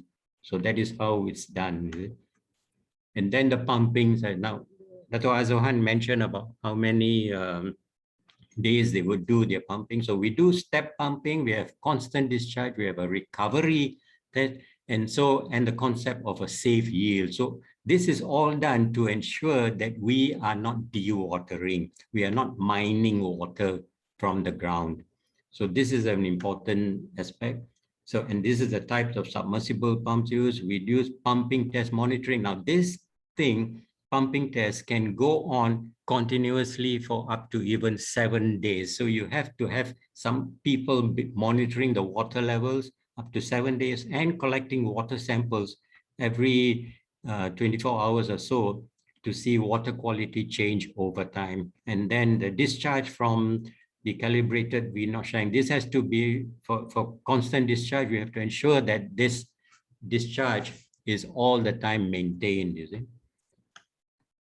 And then we do the step pumping. So there are some curve matching that is also done. And so again, just trying to reinforce the view that there is a lot of science that goes into doing groundwater pumping. It is not a wildcat type of drilling. So the constant discharge. Now we do constant discharge, like I mentioned, can be for 24 hours or 72 hours or up to 7 continuous days. This is especially for large amounts of water, public water supply, that sort of thing. We need to do this, and the monitoring is done as far away from the well that is being pumped to ensure that there are no deleterious effects to the ground level, as well as to the water quality. So we have piezometers drilled all around I think as far away as 1 kilometer to ensure that everything is in perfect order. And then we also take this into consideration, the possibility of saline intrusion into near-shore aquifers. Now, this is something which we have to be very mindful of when we know that global warming and climate change is going to impact. Sea levels are going to rise, which means the coastal aquifers are going to be impacted. So if there are plans to build coastal reservoirs or coastal dams and all that, be mindful of that sea level rise, because that is going to be taking place in the next 50 to 100 years. So we don't want to invest so much of money, public funds, and suddenly find that the whole of that coastal reservoir is now salty. So that's the sort of thing we want to avoid. The next one, of course, is the possibility of ground subsidence. Again, this is due to over pumping and line subsidence. Now, the classic example, Bangkok, Jakarta, and all that has always been touted as, you see, this is what groundwater pumping can do. But what they fail to realize, the geology in Bangkok, you have a whole thick layer of soft clay on top. You see, on top of that, the groundwater board was only established a few years back. So now there is more control about the pumping rates and all that. So, and more, surface water wells, not so much wells, but surface water supply is being expanded in Bangkok. So the amount of tube wells being constructed has reduced, but the damage essentially has been done because there was no control at that point in time. Everybody was just digging where they wanted to. Now, this is something which we can avoid here because every state has its own water authority, and JMG is there to assist in giving technical assistance. So possibility of depletion of lakes and all that due to groundwater. So again, this is addressed and how this is all avoided in the long term. Now, to recap, what actually Datuk Azuhan had also mentioned is this is something that JMG had given in a presentation. I thought it captures it very well. The huge groundwater resource, as I had explained earlier, the location as is where is. Now we saw this being demonstrated by Datuk Azuhan, where all these tube well areas, the water intake and all that, they're all within the townships. So it is essentially trying to say we don't need to put reticulation a few kilometers long, causing, if there's a leak somewhere, you're going to lose a lot of water back to the ground. So this is an important aspect that groundwater can do. Then the water quality, we also saw how even with high manganese, high iron, the water quality can be improved to feed the required needs. You see. At the same time, you found that in the hard rock, essentially the water quality is very good. That's why mineral water plants are able to continue pumping for on and on. Spiriture has been there for many years. So this is a sort of thing that we have to also bear in mind. Now, the other thing, the important thing is a renewable resource. As long as there is rain, in places where there's no rain, groundwater is also being used, as you know, in the deserts and so on. It's reliable, there is water security, small footprint, as you saw in Kelantan, then rapid deployment, lower storage and transfer costs, conjunctive source as water supply, and reduction in NRW. So these are the positive or the advantages of using groundwater in the country. So sustainable groundwater management. This is the sort of the mantra that we are working on. This is coming from the ASM advisory report produced in 2011. Datuk Fateh, the former DG of Kajibumi, he was the chair, and I assisted him there. Now, groundwater is an integral part of a river basin, and it must be managed as such. And groundwater aquifers cut across river basins. So it doesn't mean you're limited. The river is limited by the basin, but groundwater cuts across these river basins. So if you want to develop something in, say, Selangor, that river basin, say the Langat River Basin, or the Bernam River Basin, if you go to the other side of the Perak, that same aquifer is cutting across into Perak and so on and so forth. So that's the sort of thing, the mindset that we adopt when we develop these huge groundwater systems. So groundwater development and management should be an integral part of integrated water resources management. And we called our study the integrated aquifer systems management rather than groundwater management. So this is what we are saying, that this systems management, it should underpin groundwater development. Now, as you all know, we have 189 major river basins, but the number of smaller river basins is where JMG will be targeting to do their studies nationwide. So there's an increasing demand for water. This is coming from the NRWS studies. Demand is increasing 4% annually and projected to be about 17 billion cubic meters, while the domestic and industrial water demand is expected to grow, and the irrigation water demand for agriculture to about 13 billion. So the issue then is not if we should pursue development of groundwater resources, but whether we can afford not to do so. So more so in combating the impact of climate change. This is something which is staring at us in our face, and we cannot afford to delay in doing the studies that need to be done before we can develop the resource.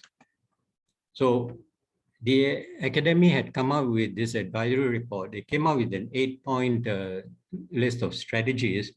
So what we need is a formulation of a national groundwater policy. Now, the question can be asked is, why do we need a groundwater policy where there is a water policy? But when we did the study of the national water policy, the reference made to groundwater was minimal.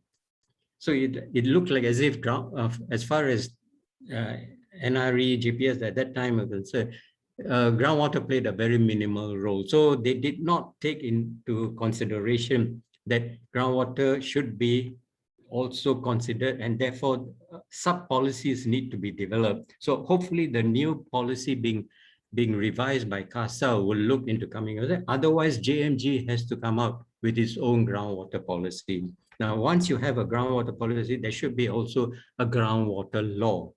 Now, the states can have their own enactments or ordinances, but there should be a national law that covers the global aspects of groundwater development and so on and so forth. Like I mentioned, the states having their own law, but not all states have this. So there is a need for the state water laws to be amended to include groundwater. At the same time, JMG has what is known as a hydrodat or groundwater database. This should be continuously updated and linked to the state groundwater database in JMG.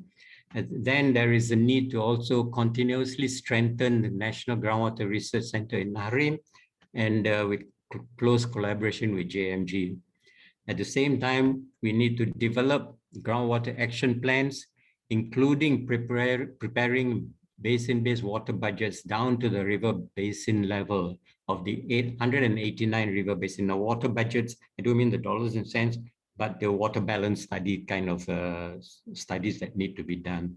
So there's a need also to engage with the public on the safe and sustainable use of groundwater, and engage regularly with the industry best management practices in groundwater development and protection. Now, this is very important because we hear surface water, in Sungai Kim and so on and so forth being polluted. Of course, in Sungai Semenyih also being polluted. It is not that if you throw it into the river, it is brought away and all that. But can you imagine if unscrupulous or irresponsible people are dumping it in wells that were constructed for groundwater, but they're using it to dump their chemicals or their waste and all that. So that is very irresponsible. And this is where close monitoring has to be conducted regularly by all the things.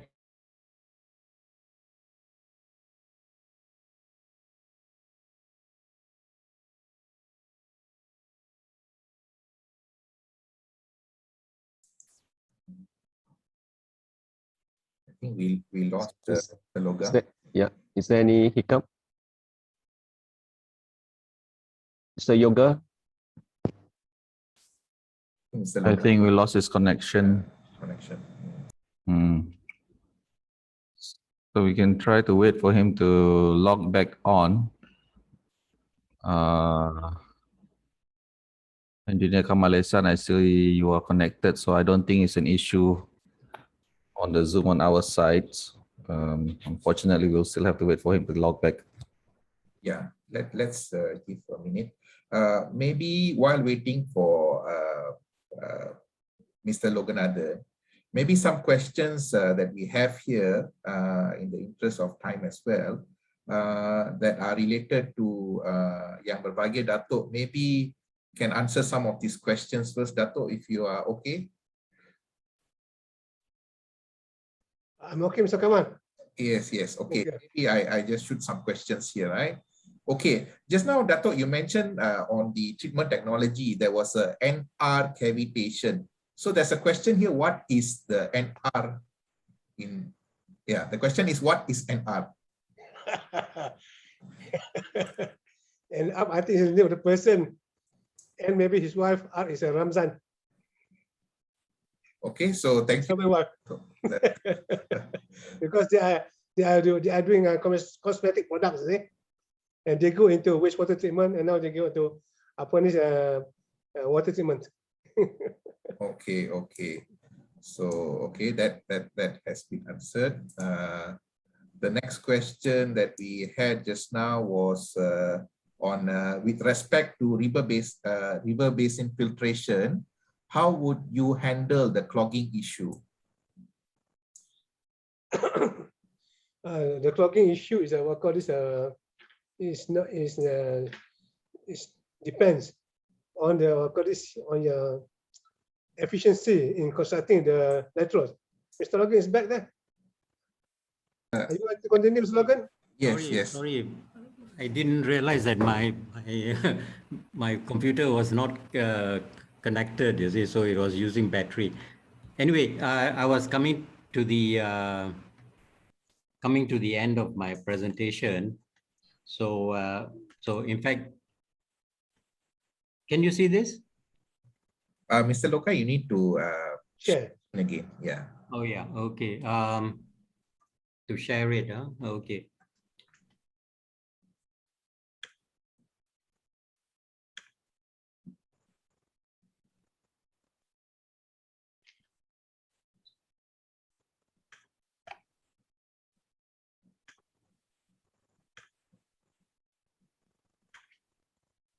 Okay, Kamal, can you see that? Yes, yes, we can see it. Okay, so If this you is can put it in actually, presentation mode, Mr. Loga. okay, we'll do that. Thank you.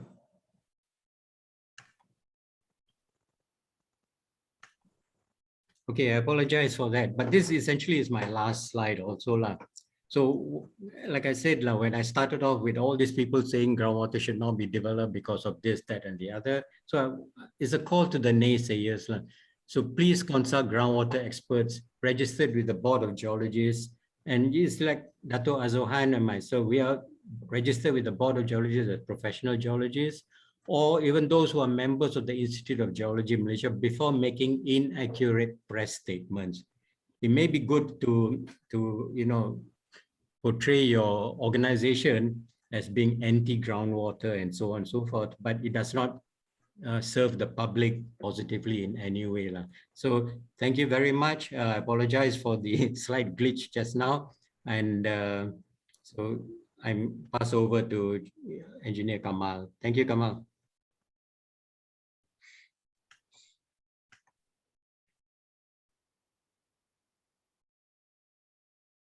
Kamal, you're muted. Oh, apologies. Thank you. Thank you for highlighting. Thank you, professional geologist P. Loganathan, for the insightful presentation. Professional geologist Loganathan covered quite a number of items. He covered the big numbers in terms of the potential amounts of groundwater. He also spoke about the technologies that has been used, covering slightly on the remote sensing, GIS for groundwater exploration, in terms of aerial photography interpretation and geophysical tools. And he also mentioned about groundwater exploration being a very scientific related matter. A lot of studies go into place. He's touched on the risk management, on unsustainable pumping. He highlighted the example of the coastal reservoir, and also mentioned about the 8-way forward strategies for sustainable groundwater management. So very thankful for all this presentation that has been done, and we will go into the question and answer session. So earlier on, we actually touched base with Datuk, Yang Berbahagia Datuk, on some questions while waiting for Mr. Loganathan to come back. So there was a question there on with respect to river basin filtration. How do you handle the clogging issue? So Yang Berbahagia Datuk, maybe you can continue with regards to this question. Thank you very much, Kamal. Regarding this clogging of the laterals, in order to prevent the clogging, firstly, we have a good construction. Got to do that. Good construction means you need the expert contractor to do it. And also the second, the second point to avoid clogging, there should not be over pumping. We must make sure that the water that enters the screen is at the optimum speed, at optimum velocity. I'm not too sure. I think 0.3 meter per second. I think 0.3 meter per second, if I'm not mistaken. The entry velocity into the screen. If you start pumping more than that with turbulent flow, and then the fines got to be dislocated and start clogging the screen. And so once the lateral clogs, there are two ways to do it. We need to have a system in place so that we can pump in water or air inside these are pipes which is being put inside the laterals. If the lateral is 40 meters long, and this jetting pipes, air jetting or water pipe jetting must be that 40 meters long, so that the water or air can reach the end of the lateral. So there is the two techniques where we need to work on this to overcome clogging. First is the proper construction, and the second one is the rehabilitation work regarding this air surging or water surging. Thank you. Thank you, Yang Berbagi, Datuk. I hope that answered the question from participant C. Okay, another question from the same participant, probably this one for Mr. Loganathan. It has been 10 years since ASM proposed groundwater strategies. What is the latest status? Okay, the document, can you hear me, Kamal? Yes, we can. Okay, that document, the advisory report was sent to NRE at that point in time, and they then gave it to JMG or to follow up, you see. So JMG used that document as a basis, but the thing that to realize is JMG had also come up with their own strategies to develop groundwater and or to explore for groundwater, so on and so forth. So this was then put sort of a parallel plan, but JMG used that to move forward to come out with a framework for a policy, which was, which I had presented during a groundwater conference a few years ago. So they used that same framework to develop a policy for groundwater. So this is what has happened. But as you know, things move very slowly because you have a concurrent surface water or water policy, national water resources policy, so there's always that question, why do you need another policy when you have that? So when that main policy is in a sense deficient as far as groundwater is concerned, there's a tendency, of course, to say, okay, we'll go our own way. But hopefully the new policy that CASA is trying to do to review and revise the old policy of 2012 will look into, in a larger way, the groundwater component, more so with climate change. And I always bring that aspect into the discussion domain, you see. Thank you, Kamal. Thank you, Mr. Loganathan. Okay, another question here for probably Datuk Azuhan would know better. How does the groundwater quality in Kelantan compare to those from alluvial sources in other parts of the country? Thank you, Mr. Kamal. I think the groundwater quality in Kelantan is it depends on areas, but of course in some areas it's not that very challenging. Because the data that I show you is the most challenging well field with more than 20 milligram of iron. I think about around 10 milligram of manganese. So these are the most challenging one. But for example, as you can see that there are certain areas in Kelantan whereby we just put chlorination. I mean the groundwater is good. Just to certify the requirement of the Ministry of Health that we need to have a residual chlorine when the water reach your house. So I think in terms of quality, it's the same everywhere in the country. Only that we need to have a proper treatment process in order to make sure that the treated water is up to the standard of MOH. Thank you. Thank you, Dato'. So I hope that clarified the question from participant Leh Hock Teo. And then another question from participant Leh Hock Teo as well. Have you tried searching for groundwater in hard rock in Kelantan, especially in the western and southern parts of the state? Probably Datuk Azuhan.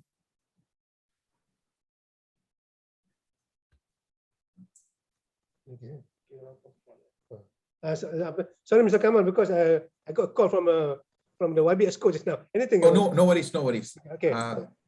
I'll repeat the question here. Okay. Tried searching for groundwater in hard rock in Kelantan, especially in the western and southern parts of the state. That's true. That's true. In fact, not only in the southern part of the state, we are also trying to do this in Kota Baru itself, is it? Because of the latest contract with the PAB, we are asking for a well of 300 meter deep, to look at the extent of the alluvial areas, and the thickness of the alluvium, and also the quality of the groundwater at depth. Because the most concern is about the salinity. We're afraid of the salinity of the water because Kota Baru being quite close to the coast, maybe there are some high salinity water underneath Kota Baru itself. So talking about going for hard rocks in aquarius in southern Kelantan, I think that should be the way forward. And for me, if you ask me, I would like to drill horizontally into the hard rocks. We go to the mountain and drill horizontally into the mountain so that we can intercept all these fractures within the mountains. Because this is the main major source for Switzerland. For water in Switzerland, they just drill into the rocks, into downwards, and then go upwards into the hills. And we can trap all these fracture zone and the water keep flowing down by gravity. And thank you for the question, Mr. Kamal. Thank you, Dato'. Maybe a question for Mr. Loganathan. How frequent is the National Water Resources surveying on water resources done? On surface water resources? I believe they are talking about the whole water resources, meaning, yeah, surface as well as groundwater. Okay, as far as the surface water is concerned, I understand JPS have on this projects of theirs where they do it for every river basin in the country. There's a plan, 189 major river basins. So they have this NAWABS thing that they have planned for every river basin. So that is an ongoing project.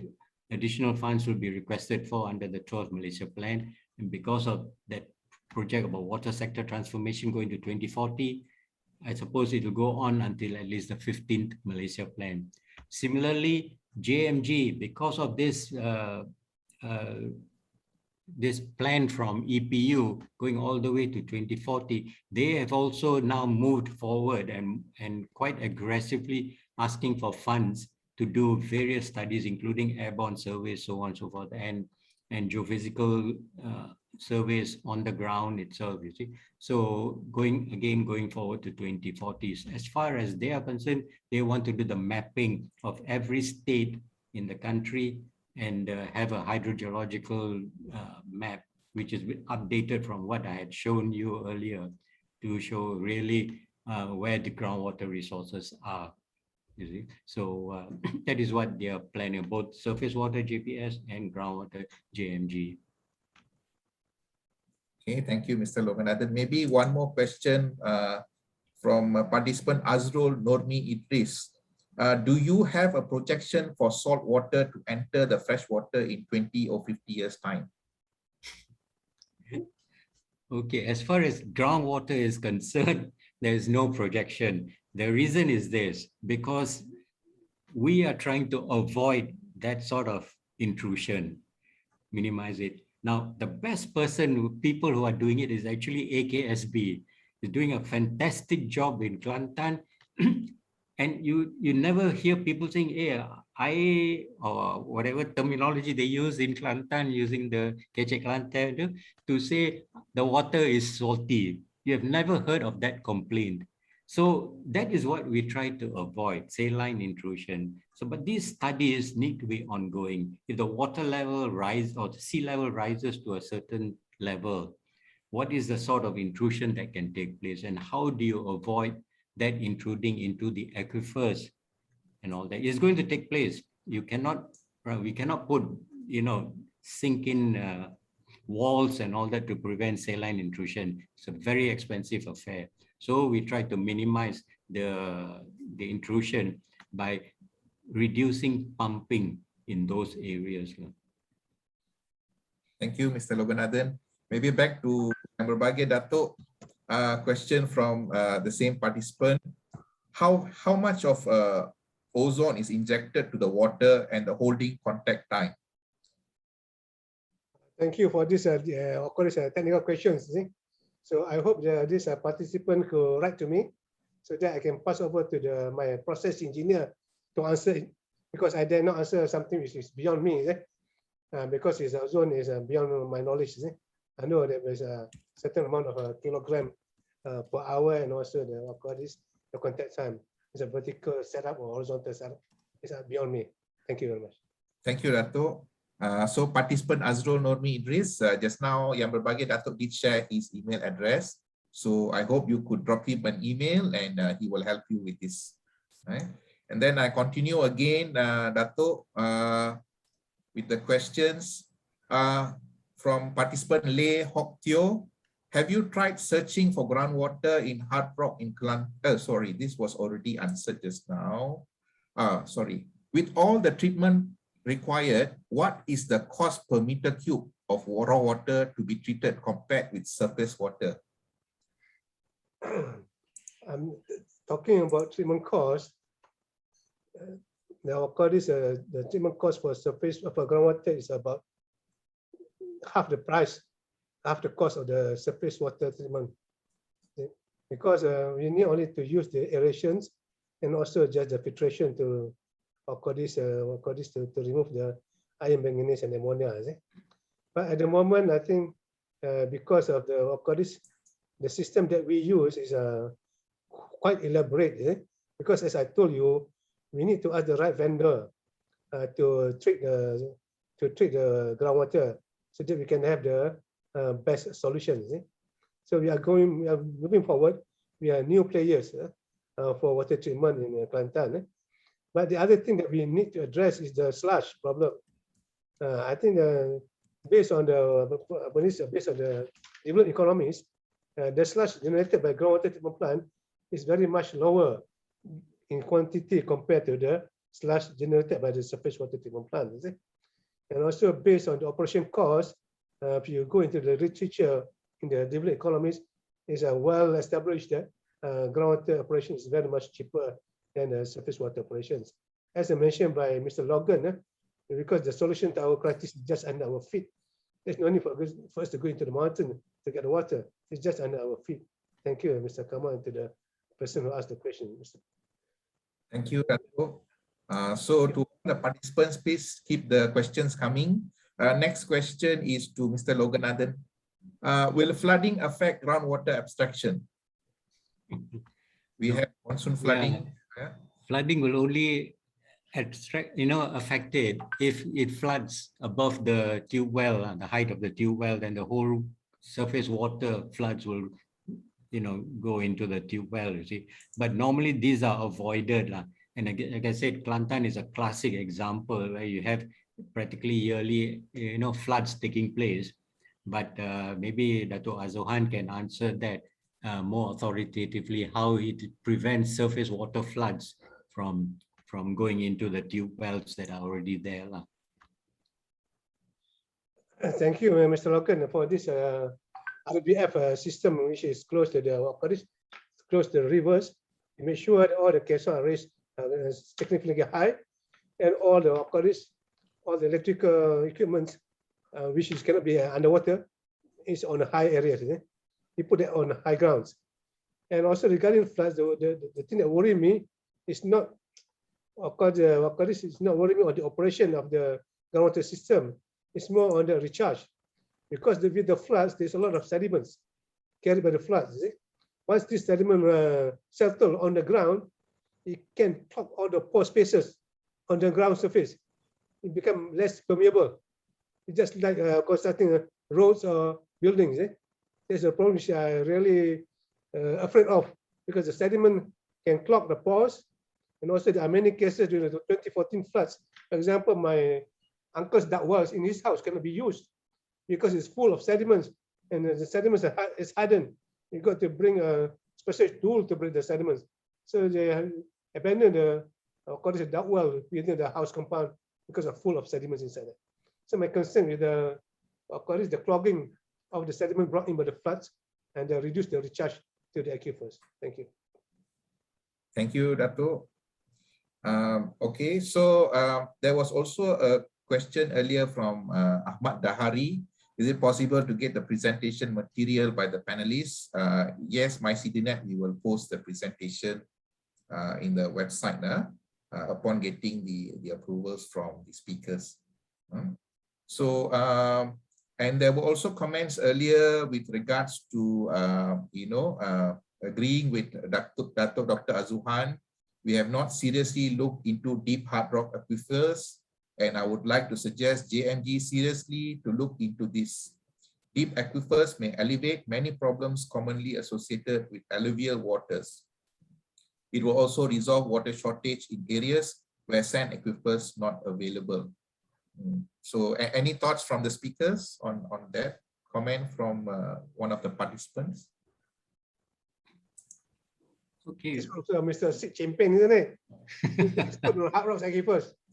Mr. Sid got vast experience from Sandabi projects, is it? So he can do it. And then we need, for example, you mentioned about this evaluating the groundwater volume by this EPU and all. So I always think that according to determine the groundwater volume should be done together with the determining of the minerals in the ground. Because I know that this GMG has some do airborne surveys for minerals, so they need to extend the data to looking at fractures in the ground. So Mr. Logan is with academic science, is the right person to, of course, to share the idea with the policy makers, especially for EPU, for the grant. So that once we, of course, do for water, we also do for the minerals. Thank you. Yeah, actually, to add to what Dato had mentioned, Dato Azuhan had mentioned, EPU is very perceptive to the use of additional or extra use of groundwater in the country, because they see it as you know, as is where is, they can develop groundwater with minimal reticulation needed. So you can serve outlying townships or villages using the groundwater available near the near those communities, you see. So that is how they want to look at it, so that by a certain time frame, they want at least 100% of the population, this part of the SDGs, to be served with clean drinking water. So that is what EPU is very positive about use of groundwater. So, and they are also agreed to, JMG doing airborne surveys over certain tracks and all that, you see. So the East Coast, they have been done all the way from the Thai border down to Pahang and going down to Johor. And on the West Coast, they want to do it from Perlis all the way down to Perak and Selangor. So that is all in the pipeline, and hopefully the necessary funding. It's a very expensive project, airborne surveys, you see. So, but the wealth of information we gather from there is immense. Like I showed just now, those targets that we could first pick up were first from airborne surveys, and then or aerial photographs, and then we go down and ground truth using ground geophysics, you see. So EPU is very proactive as far as groundwater is concerned. And I must thank the EPU policymakers for putting this forward now as part of the WST 2040. Thank you. Thank you, Mr. Loganathan and Dato. One more question here from participant EYS. I think this is with regards to our future geologists. Are our national universities ready with extensive groundwater curriculums? Probably Dato and Mr. Loga, because you guys are also involved in being panel in universities as well as the think tank in ASM.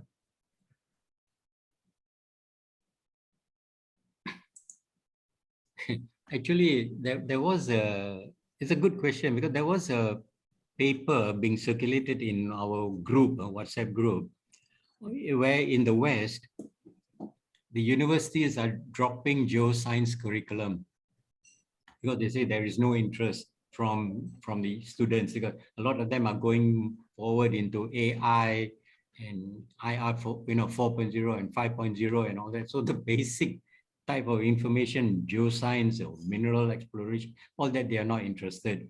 But for developing countries, this has to go on. So even if the West doesn't want to do it, our local universities will. And I'm glad the University of Malaya, UKM, and some other universities, they are still continuing with geoscience curricula and all that, you see. So, and the plan is to keep developing them going forward. But there must be a kind of a policy from the government that these people will either be given scholarships to continue, because this is an important thing. And we saw this happening where the JMG has been asked to look at 3 sites in Peninsular Malaysia and Sabah when you had this either debris slide or flooding taking place, landslides taking place. And the first people they go to is JMG, go and find a solution or why it happened in the first place. So imagine if we start running out, phasing out all these geologists, we will have a time when there won't be any geology. We have to call people from overseas to come and study our local problems. You know, that is the sort of thing we need to avoid going forward, you see. So hopefully we will continue. The government must continue to support geoscience development in the country. Geoscience meaning including mineral development, you know, in the country. And if possible, give them jobs when they come out. You know, guarantee them jobs either in JMG or in the universities and all that. Thank you very much for that question. And Bagi Datuk, you have anything to add? Actually, just now, sorry, Azuhan, please carry on. I'm just, I'd like to thank Mr. Logan. He has said everything. All to you, Mr. Datuk Lim, please. Just now also, Datuk Lim, please go okay, ahead. thank you, Mr. Moderator. Just now, because you mentioned the last questions, but I noticed the chat box or some other questions. Let's give the chance to the chat box first. I come back later. Thank you. Okay, sure, Datuk. All right. So there was a follow-up question earlier to the earlier question, right? By Encik Azrul Nurmi Idris. Thailand have Department of Groundwater and the Department of Mineral. Should Malaysia have the same?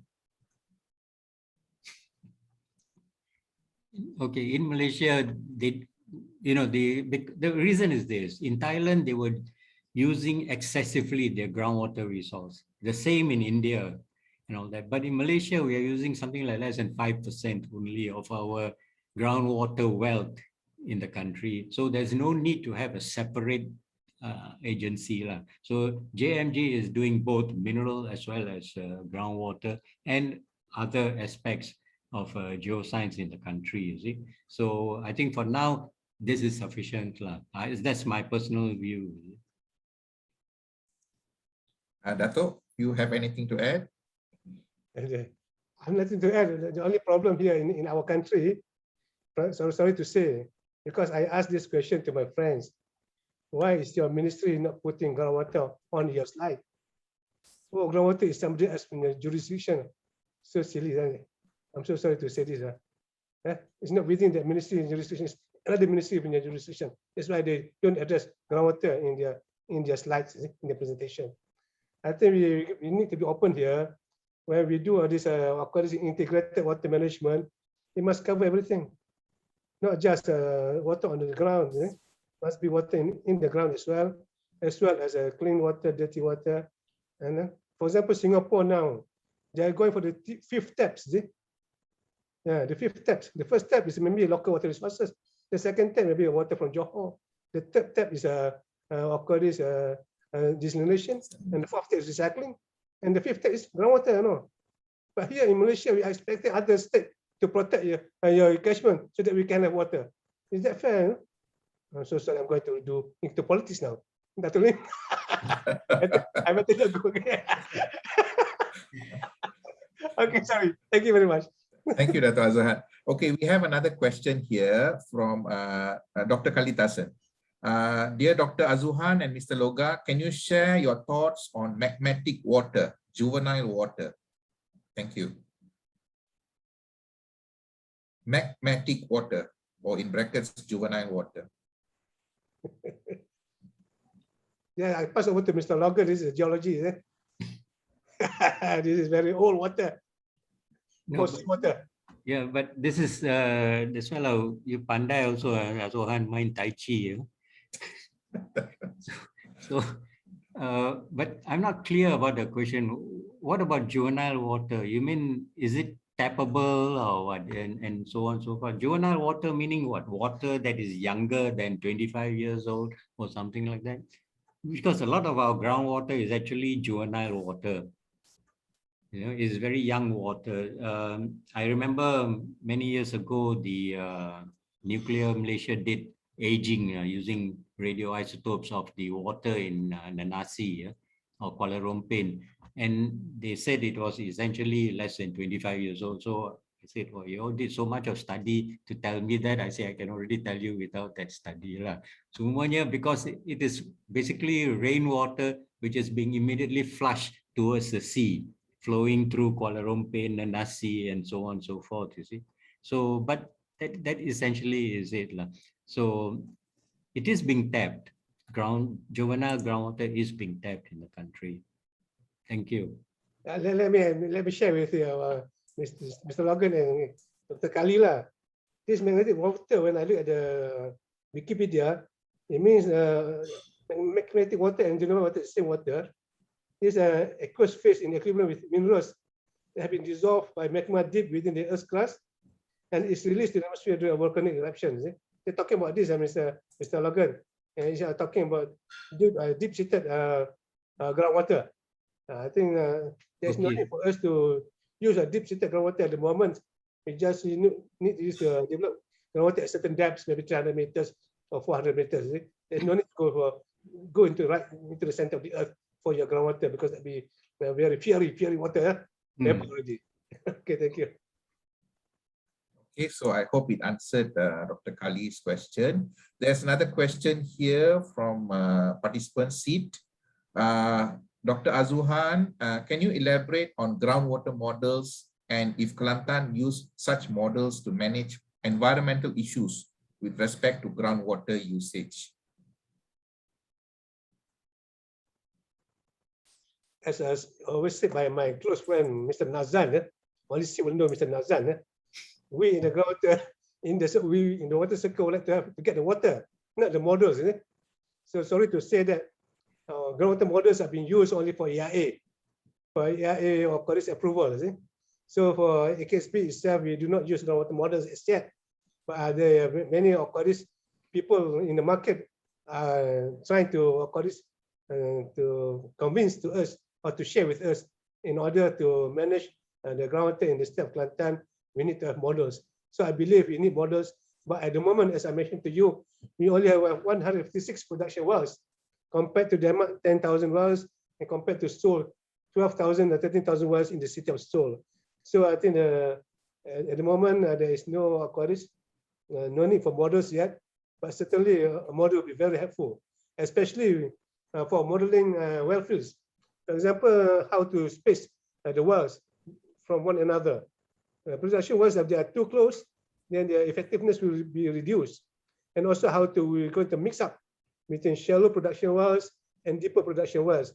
All these need models, and besides needing the models, you also need to have a proper site investigations. So models come with cost. It's not that free. Talking about garbage in, garbage out, you need to be very careful with the models. So Mr. C is, I think, are you sending some models, Mr. C? You just share with me. Thank you. Thank you, Datuk.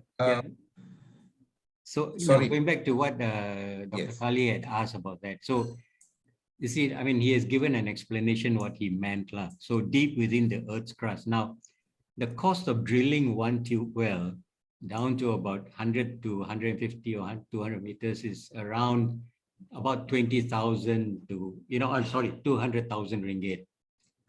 Now, can you imagine if you want to go deeper, just to get water that is deep-seated and full of minerals, which may not be good for drinking and all that. So we don't want to go that deep anyway. Our concern now is try to see deep-seated aquifers is in the hard rock areas, you see, but not so deep as within the Earth's crust. So that is what we're looking for. And the other thing I would like to add also, Engineer Kamal, is that there needs to be a push towards looking for managed aquifer recharge, MAR. See, we have plenty of water during floods that is channeled through our smart tunnel and goes all the way down south and finally to the sea, you see. But that water could be recharged into the ground as through managed aquifer recharge. NAREM has done some work on that, you see, but this is a sort of thing that we need to migrate towards. The other one is looking at developing subsurface dams to capture the groundwater flow that is flowing to the sea already, you see. So sort of intersect them flowing to the sea, and then tapping the groundwater. This can be in very in islands where the surface water is lacking, but we can use that to supply water. So that's a sort of new, development, not just tube wells, but actually developing subsurface dams to get groundwater. That's the sort of thinking that we need to be bringing up in our discussions with the other geologists or hydrogeologists. Thank you. Thank you. Thank you. Datuk Lim, Yang Pergi Datuk Lim, you had a question earlier? You have a time for me for that, huh? Yes, all right, yes, okay, please, thank you, Yeah. Mr. Moderator. I think certainly, I think we have listened to very interesting speakers giving us all the comprehensive views on the potentials of groundwater. I think certainly, I think I just want to touch on join in the conversation on regarding the policy that's required for groundwater. All of us are aware that the earlier so-called surface water resources policy, required water resource policy that has been developed way back in 2010 was merely very much surface water focused. Yes, we do admit that, and though it was mentioned only in brief passing about groundwater, but not sufficiently addressed. So we hope that I think the coming new water policy, then there'll be a new water policy going to be commissioned by the CASA. Hopefully that will probably encompass the groundwater aspect. And certainly, I think that being the case, it has to be looked in totality. I agree, it has to be looked in totality, not to be separate as a groundwater policy by itself, but in total, in terms of total overall water policy, covering both all the various kind of sources, as well as from the utility point of view as well, not just on water resource per se, on surface water. So I think I would rather feel that it has to be a total in one single policy, national policy on water itself. And that being the case, that brings to the institutional arrangement whether the part of JNG that deals with the groundwater should probably plug together and coming together with the under the same so-called roof in terms of the ministries, the right ministries or the agencies or department. I think that can be explored, obviously, but it'll be very good if we can have a single agency that encompass everything, water from all kinds of sources, including also the environmental and pollution aspect as well. And the other point that obviously I just may have to just check with the Datuk Azuhan is on the, just like we did mention, I think the question has been asked on the cost of developing groundwater. For a system, we talk about water supply system that actually depend on groundwater, including the reticulation, the mains and the reticulation system. Though I think Datuk Azuhan has mentioned that it's half the price in terms of treatment. Right? Look at in terms of total supply system from the source to the tap. All right. I think probably the savings is more than half. Probably is about more than half compared to a conventional reticulation treatment plant and the conventional the system with all the trunks and the reticulation system, right? With the long pipelines, that's what Mr. Logan has mentioned. If you added that cost in, I think the actual so-called supply cost per meter cube will be much lower, I believe. Dr. Hassan, maybe you would like to elaborate on that. Thank you. You are not a contractor, Mr. Dr. Lim. No, because in a sense, as what Mr. Logan has mentioned, that when we depend on the tube well or groundwater, the supply can be more localized, you see, in a sense. So I think it dispense off with all the big mains and especially the big mains, right? And then that's where the cost is. The piping cost is one of the most expensive, you see. And if you add that capital cost inside, I think the whole development can be much cheaper. See. We know that certain country, Western country, for instance, Denmark, is almost close to 100% groundwater dependence, and their cost is very much lower. As what Riley also pointed out, there's no such worry about the issues and non-revenue waters, that is very high. Simply because the mains are the main area where losses of water can occur, and this is very much in a way minimized or mitigated.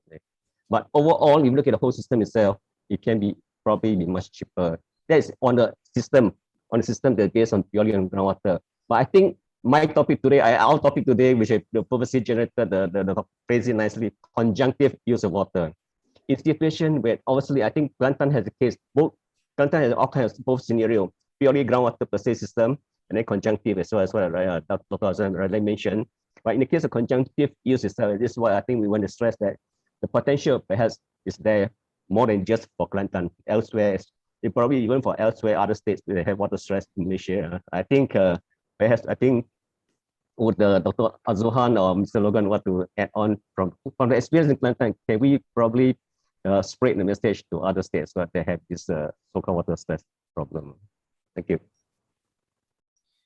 I'm so sorry to apologize, Dr. Lim. What I have said is very true. But at the moment, the experience in Kelantan yet cannot be shared with other states because we got a lot of our colleagues handicapped here. So I think unless we improve our management of groundwater, then only we can share with other states. Because as I mentioned to you, regarding my colleagues and my information, the Danish water sector is now talking about pumping tests lasting for 6 to 8 weeks and monitoring wells up to 7 kilometers from the test wells. So all these have not been practiced in our country. So unless we practice this, then only we can have a sustainable groundwater development as yet. I see. So until we have a sustainable groundwater development, then only we can share with other states. At the moment, I'm sorry to say that the other states are using Kelantan as an example not to develop groundwater because we are facing a lot of problems here. And these problems can be solved. There's no problem. We can solve the problem. God willing, we can solve the problem. Thank you. Those are more technical. That's why that's why we have the right mandate to solve this. Right. Okay. Thank you. All right. Thank you. Thank you. All right. But actually, the JMG has come out with guidelines for groundwater construction, not tube well construction and pumping tests and all that. You see, but definitely, I didn't read anything that like Dato' Azuhan had mentioned, putting monitoring wells all the way 7 kilometers away from the pumping well, as well as the length of pumping that needs to be undertaken. But that's just guidelines. It can be improved on as we go along. Yeah, true. Certainly, I think I do agree that I think the questions of all this those are technical guidelines, but more important is actually the governance part of it as well, which also I think Mr. Logan has really mentioned in terms of the not the over expressions in terms of the groundwater from the groundwater, and also the aspects of I call it the enforcement aspect need to be strengthened in terms of groundwater extraction itself. That part I think needs to be probably drawn from both the policy and the necessary legislation in the way to take care of these problems as well. Certainly, I think there has been very interesting discussion on this, and we hope certainly the potential groundwater can be further explored and perhaps also be utilized. As I say, in terms of water stress, that's where I think groundwater, we are there. We have the reserve, the fixed deposit. We always talk about groundwater as it is deposits in. At times of so-called water stress or so-called situation arise or needs, we have that deposit. Thank you. Thank you for your support, Dato'. Thank you, the moderator and this distinguished speaker. On behalf of, in fact, let me also, on behalf of MyCDNet, thank our two speakers. Right. Thank you. Thank you. Thank you, Dato'. Just one more question here from participant EYS, probably open to both speakers. How do you see the balance of circular economy versus new groundwater exploration or abstraction?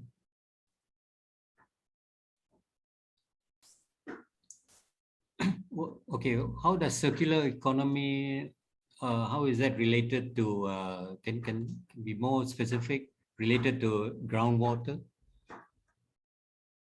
In what way is it one related to the other? Sheldon, is it possible to turn on the mic for the participant for them to probably clarify? Sure. Let me see. What was the participant's name? EYS. Okay, let's look. Okay, enabled. So EYS, you should be able to unmute yourself.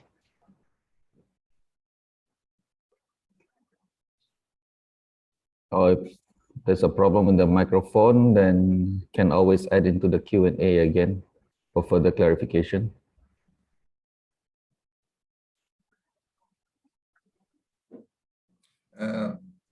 participant added the word recycling wastewater. So maybe you're trying to compare recycling of wastewater in comparison to new groundwater exploration / abstraction. Okay, then the first thing that we need to find out is how much wastewater is being recycled. The second thing is the the public view on drinking recycled wastewater. It is being done in Singapore. They call it new water and so on and so forth. But what is the public view of Malaysians with so much of water, taking recycled water? So what you have to understand something. We are not going to develop groundwater when the surface water is already in sufficient quantity. We're only talking about, for now, is conjunctive use.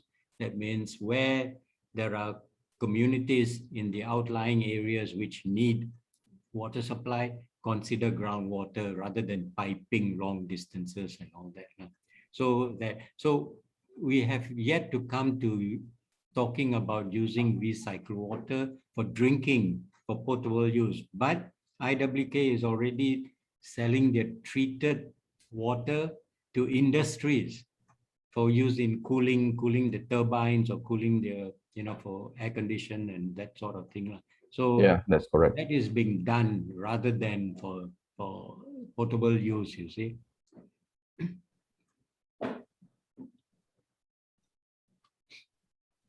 Datuk Azuhan, you have any thoughts on that? Well answered by Mr. Logan, because this is very sensitive. If I answer, I'll go into politics. I tell you, better not answer this kind of question. Yeah. Because you recorded this. Thank you. Okay, there's a comment from a participant. The present technology in Malaysia in search of groundwater is very much legacy in nature. We need to import high-tech and lower the cost to pinpoint groundwater occurrence. Any thoughts? Okay. Actually, we are already using high-tech. Like I mentioned just now, we are using remote sensing and all the satellite imageries and whatnot. So the example that I showed earlier where ARSM had identified a particular area in the Upper Muar Basin, and JMG went and drilled there and found that to be effective. JMG would not have just gone and blindly drilled where unless somebody had pointed this out. So we are already using high-tech, and nothing more is more high-tech than using satellite imageries. So that is one thing. But to lower the cost to pinpoint groundwater occurrence, when you use such a technology as remote sensing, that cost is spread over a few industries. So the cost goes down. That means it can be used either for agriculture, it can be used also for forestry development, for coastal areas and all that. So the cost becomes lower. It's the same imagery, but you interpret it in a different multitude of different ways, you see. So that's the sort of thing that is happening now. Thank you, Mr. Logan. Datuk, you have anything to add? I think regarding the technology that our concern is not the tracing technology, the tracing of groundwater. The technology is more of the drilling, the construction of the wells. I think because the industry is not well developed, so the industry players are not willing to upgrade this, to increase the investment with regard to high-end machinery for the drilling. So we have problems with the drillers using good drilling machines for groundwater exploration or for construction of production wells. I think unless the groundwater industry is very lucrative, then only the private sector willing to spend money to invest for the machinery. Thank you, Mr. Kamal. Thank you, Datuk. So we don't have, we don't have any more questions. Maybe just to check with the participants whether there are any other questions.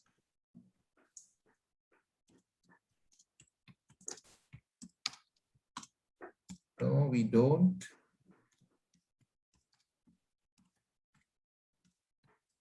Okay, if there are no further questions, then maybe I can propose that we go towards the end of our session today. First and foremost, I would like to thank our distinguished speakers, Yang Berbahagia Datuk, Engineer Datuk Dr. Azuhan, and a professional geologist, P. Loganathan, for very insightful discussions and also presentation and a lot of experience sharing, which is very beneficial to the participants today. And I truly learned a lot also as a moderator today, sitting with both of you, and of course with the participants as well. We are all learning this together. And thank you again on behalf of MyCDNet. Maybe I would like to open to Yang Berbahagia Datuk Lim Chow Hock if you have any closing remarks before we end the session. All right, thank you so much, our moderator, Engineer Kamalesan, for the also a very well moderated sessions. And I think this has been a very interesting topic, for which I think I would say that there's also always a public fear that if you touch the fixed deposit, the groundwater, there could be other kind of a serious repercussions. For which I think two distinguished speakers, Dr. Azuhan and Mr. Loganathan, has actually briefed us and has also explained to us that I think groundwater is certainly will be more beneficial in many ways, and obviously under the control situations where as long as we can control the over exploitation, certainly I think the potential of groundwater is always there for us to be used in terms of at times of stress or needs. And I think this will probably even dispel some unnecessary so-called fear or apprehensions in terms of the use of groundwater in nations, for which I think it need to be certainly a resource that need to be explored and comprehensively built in together with the total integrated water resources management. And on that note, certainly I also want to say that there are many aspects more that we can even discuss. The things that I think just now Datuk Azuhan did mention, also Mr. Logan did mention about the cost of that airborne so-called investigations and also the drilling. This could be coming down as long as I think there's a greater potential for use in the country. Right? Technology is there. Obviously, some of the old technology is what has been used and shared by Datuk Azuhan. Obviously, that can be improved and can be upgraded as well. But overall, for certain cases, the potential and the cost can be very much so-called, I would say, competitive and attractive to be explored. When many people are in the water stress nations like our neighbor are going to, as what Datuk Azuhan mentioned, going to the fifth pad, and here we got so much water from the ground, for which in stress area, that's where conjunctively we should pick it up and use it comprehensively. Yeah. So on that note, certainly I welcome all participants' future participation with MyCDNet. MyCDNet is actually, as I mentioned earlier, we are here to actually build capacity, to share with you all the knowledge in all aspects of water management. All right, and for coming program, please. As I said, if you're not a member, please join us. But obviously, whether you're a member or not, welcome to our future program as well. We'll be carrying on with all the various aspects of water management. And if perhaps if the situation permit, maybe for the next year program, we might even carry on with some more explosive aspects of groundwater as well in terms of the potential use. All right. And on that note, once again, thank you so much to Datuk Azuhan and Mr. Logan for the excellent presentation, and to all our dear participants for the very active participation. Thank you very much. Thank you, Datuk Lim. Thank you very much. Thank you, Datuk Azuhan. Thank you, Datuk, and all the distinguished speakers. Before we end, don't forget there is an evaluation form which is at the chat box. Please do enter your information as well as your evaluation of the program, because we'd like to hear from you and see how we want to have more sessions like this, as what Dato' Lim mentioned, to capacity build in water related matters. So until then, we meet again. Wish everyone stay safe and take care. Yeah. Any photo session? On the webinar there will be we won't see any attendee. Right. Okay. Thank you. Yes. photo sessions of the panelists and yourself, Datuk Lim. Yes, there is. Okay, no worries. Thank you, Sheldon. All No, right, thank you, no Sheldon, problem. for Thank all you the very assistance much. as well. Thank you. Alicia, thank you. Yeah, See you all. I'm just in regards to upcoming programs, I think will be posted up on the MyCDNet's website, MyCDNet's Facebook, as well as to our participants today. Thank you very much for joining us. IWK will also be having it's a seminar, also a webinar next month. I'll just put it up later on, share screen for everyone. So thank you very much, panelists. Thank you very much, Engineer Kamalesan, for today's very informative session. Datuk Lim, thank you. Alicia, thank you so much for putting up the links and assisting in today's session. I think with that, I will be able to switch off the recording. Right. Thank you. Thank But you. I will keep the session up so that people can still click on the evaluation forms. Right. Thank you. Right. Thank you, Thank Sheldon. you. Thank you. Okay. Okay, bye. Right. Right. Thank you. Thank you so much, everyone. Bye.